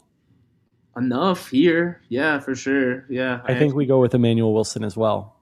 Yeah, I think it's I mean, Price seems. I don't know if you watch Hard Knocks.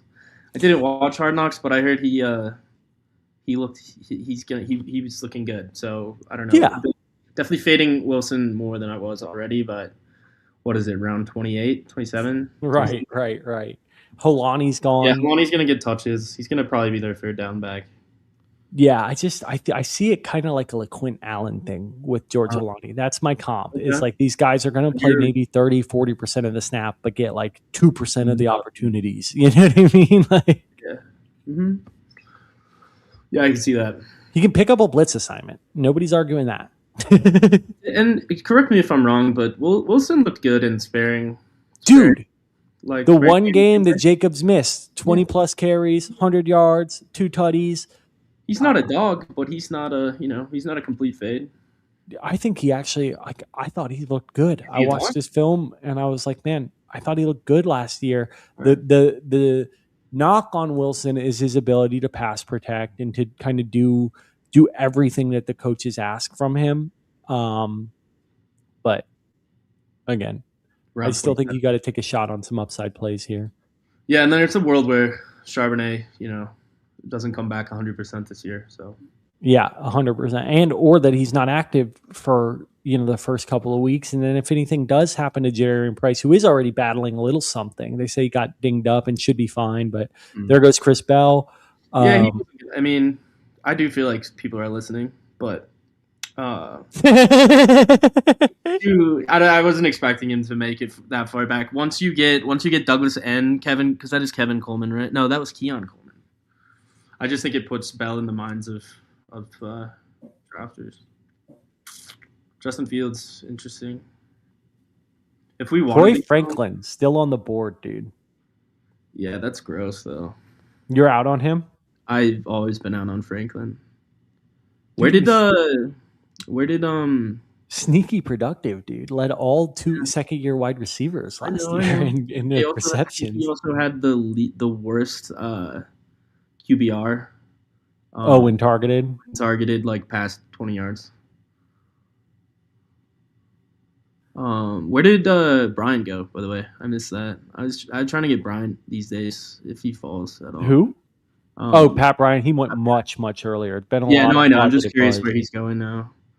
Okay, we are on the board. I think I'm gonna take that Ollie Gordon pick that I've been teasing for a few rounds. I do think there's some upside there. I think in a scenario, there's definitely I like him better than Jalen Wright. I don't think he got a fair shake last year. The way they're talking about riding Etienne, Devon, I don't know, H-Chan. They're all H-Chan, dude. Everyone is H-Chan. Sorry. Everybody's last name is H-Chan. There's no variance. It's crazy. No, Ollie Gordon's good. It's a good pick. I was hearing some psychos talking up Hollywood Brown if you have Hurts, which we don't, and I only bring that up because he went one pick before us. But I think there's some validity to that.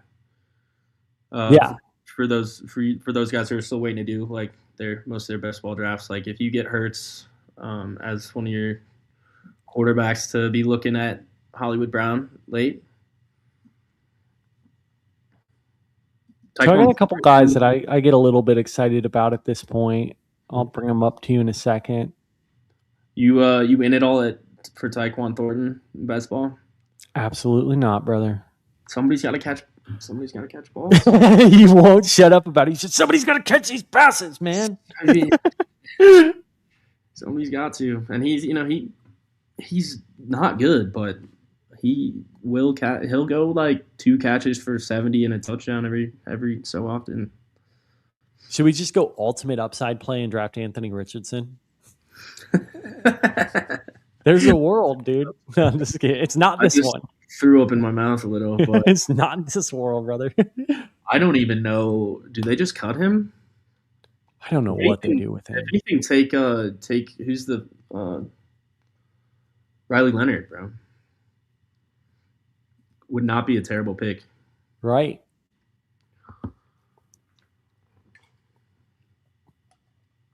Just looking through these ADPs. What was Leonard's line in Week 18 last year? It was good, right? I don't know. I got some buddies who I play fantasy with that they were like trading seconds for him in the offseason. I was like, what are we doing, dude? Not a second. Come on. Shout out Laquan Jones posting a picture of trading a second. That's nasty. For Riley Leonard. Riley Leonard. Let's see. Yeah, Week 18. 270 yards, 2 tutties through the air, and a rushing touchdown. Yeah, rushing touchdown. Yeah, dude. I mean, Daniel Jones, like, not an Iron Man. Ooh, I like Oscar Delp too, actually, but more for Talk to me about fuck. I wanted to go Io Manor. I'm not gonna lie with you, dude. Yes. Is he there? He's gone. Tough. So I've got in my queue Vaki, Ali, DK, Tez Johnson becomes interesting. Bryce Lance is interesting. Brennan Thompson is still there. Bryce Lance is Vele's gone. Okay, yeah. I like Bryce Lance. What about Brennan Thompson? Is that too much exposure to the Chargers at that point? Yeah, I'd say bet on one of those guys, him and Harris. I don't know. I'm going to go with Lance, dude. I think like based on the fact that Tyson's not staying healthy. Already right? with the hamstring. Olave, not only does he have the concussion concerns, but there's I know he just got paid. Olave, if he stays healthy, is the guy there. I like Bryce Lance. Sneaky pick there. Well, I think dude, I'm glad that these teams are anonymized, but like Kyle Williams is literally wide receiver 6 on that depth chart, right? So it's just sometimes you get that immediate validation where you get a guy like Lance who could be a field stretcher is kind of a bit of like the unknown, as opposed to like a guy like Williams who is apparently like not practicing at all with the first team. Yeah. Yeah. What are you thinking about Io Manor? I was hearing he's gonna. Dude, I liked him. He was my next pick, no doubt. Yeah. I honestly think we maybe should have gone for him ahead of Gordon. Just in hindsight's always 2020. Yeah, but we gotta smash these like long shot running backs. I think just with our build. So speaking of long shot running backs, we've got Ali, Vaki, Maffa is still on the board. We took 4 of them. I don't know if we need another one. I was just saying, instead of Io Manor, I don't mind getting Gordon there. But we've already got 10 wide receivers. True. Got the build is a 3 QBs, 9 running backs, 10 wide receivers, 3 tight ends. So you don't want 4 QBs? I'm not out on it, but let's see. We've got Deshaun Watson, JJ McCarthy, Flacco, Mariota. Watson having Sanders? Huh? Do you take Watson already having Sanders? No, dude. I think I think I'm so out on Watson, man. Okay. Just because it's like I just don't see him even plugging into the line, and there he goes, anyways, right? Yeah. Honestly, I think the guy that's most interesting, just based on our build, to your point of kind of taking a bet here, is Tez Johnson. Like this, incredibly productive in college, had some splashes as a rookie. I get it's a crowded wide receiver room, but I think he's an injury away from meaningful snaps. Yeah. And in an offense that likes to pass, he's got some familiarity in. So we'll see if he comes back around to us. But I think that's who I'm queuing up next. Yes, I like that. I like where you had that.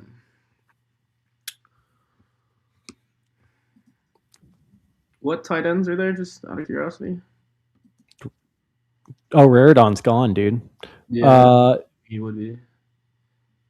Yeah, he went 2 rounds ago. Dude, Zach Ertz is the sneakiest pick left on the board. Where's he at?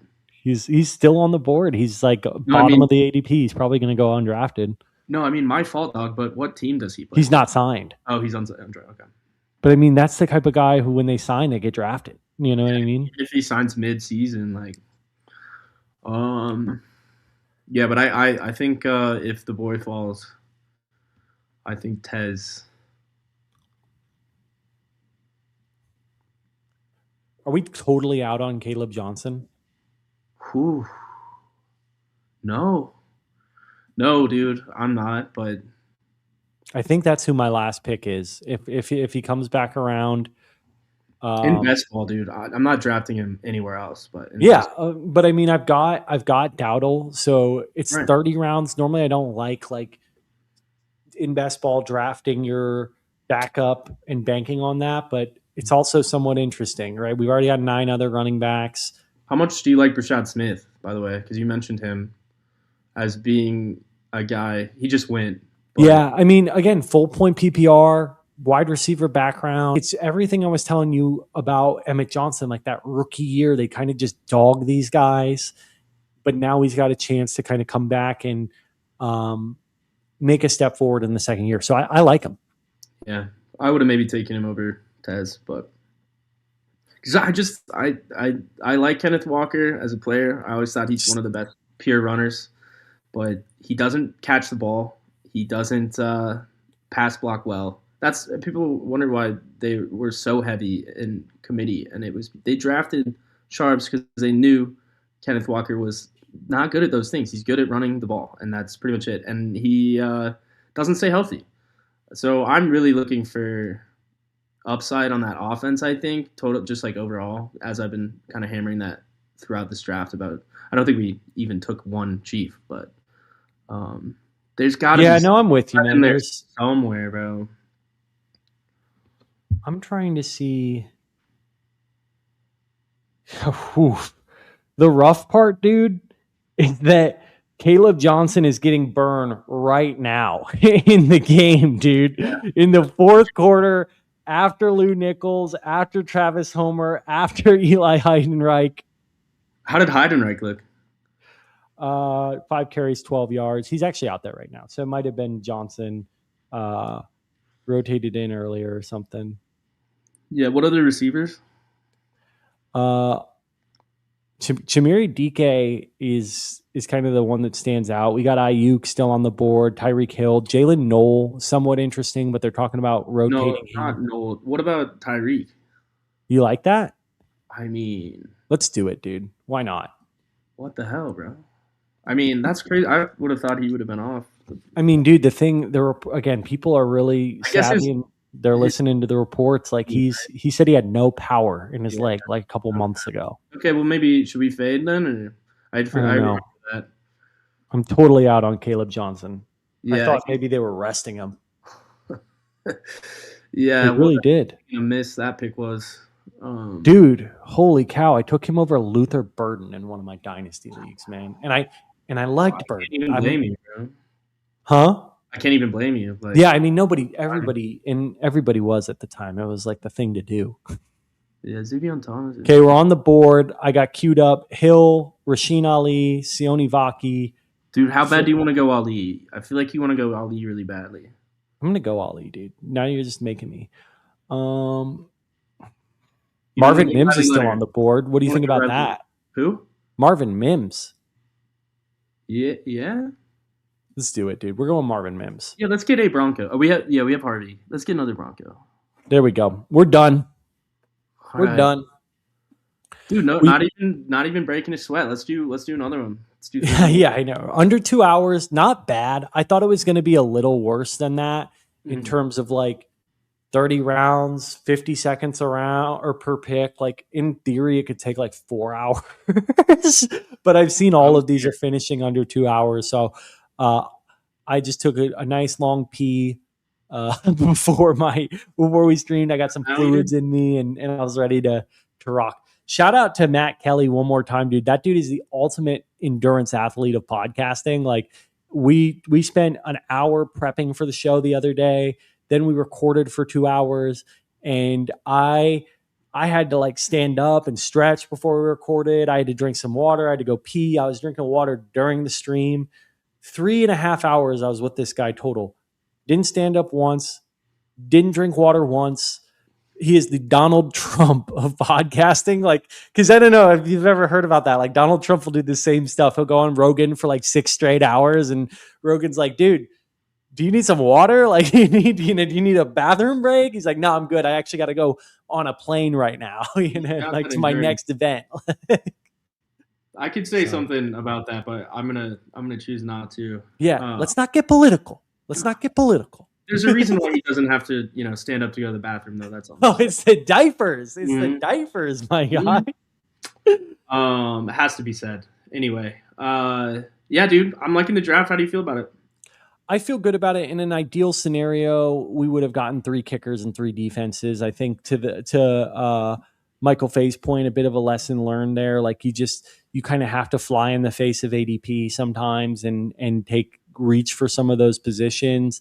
But I do feel like we probably have, the strongest positional groups in the room in terms of wide receiver, right? Like anytime that Brian Thomas is your wide receiver 4 and Coker's your wide receiver 6 and dude, Alec Pearson's 11th, dog. Yeah, and like, dude, again, I think Jeremy Bernard could be a sneaky productive player in his rookie year. I like some of the stacks we were able to put together. We got a double stack with Herbert. We got a double stack with Rodgers. And we've got some contingent upside plays at running back. If anything happens to James Cook, Ty Johnson's already banged up, and Ray Davis has shown he can handle the workload. Corey Krosky-Merritt could very much be a very big value going after Rachaad White. Huge value. So I don't hate it. Again, I think we're really going to need Colston Loveland to pan out. We're going to need the Jaguars to be an absolutely lights out defense. And we're going to need to get Falcons kicker Nick Folk to kick a lot of field goals. But I honestly think that's something Safe bet. I've rode the coattails of the Falcons kicker and the Texans. That was kind of one of it went earlier than I expected, but Fairbairn, one of the most slept on guys, dude, kicks in a dome, can hit from 50 consistently. Right, what did you say? I think Fairbairn's top 3 ADP right now, at least in redraft. Yeah. Is he really? Yeah, he's close. I don't think he was on this. Now you've got me curious. Let me look at the board and just see. He went pretty early.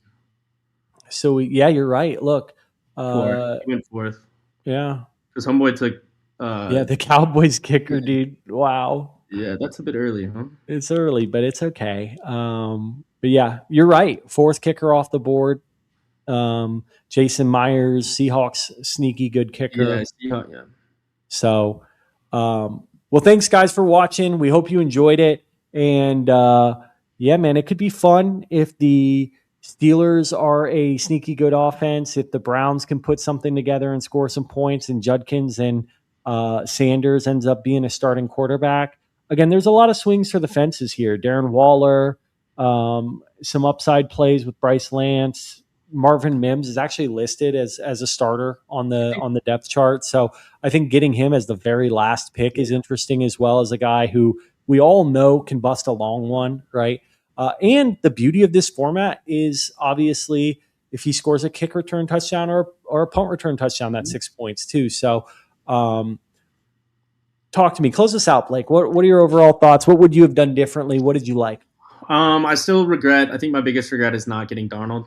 Not that I love the player, not that I love him, but he went like right after we picked there. I can't remember what round it was. And you were saying to do it. Yeah, fair enough. I was saying just because JSN, the stack, 6-point passing touchdown. It was by far our weakest position in that, and maybe not by far, but it was a weak spot of our team.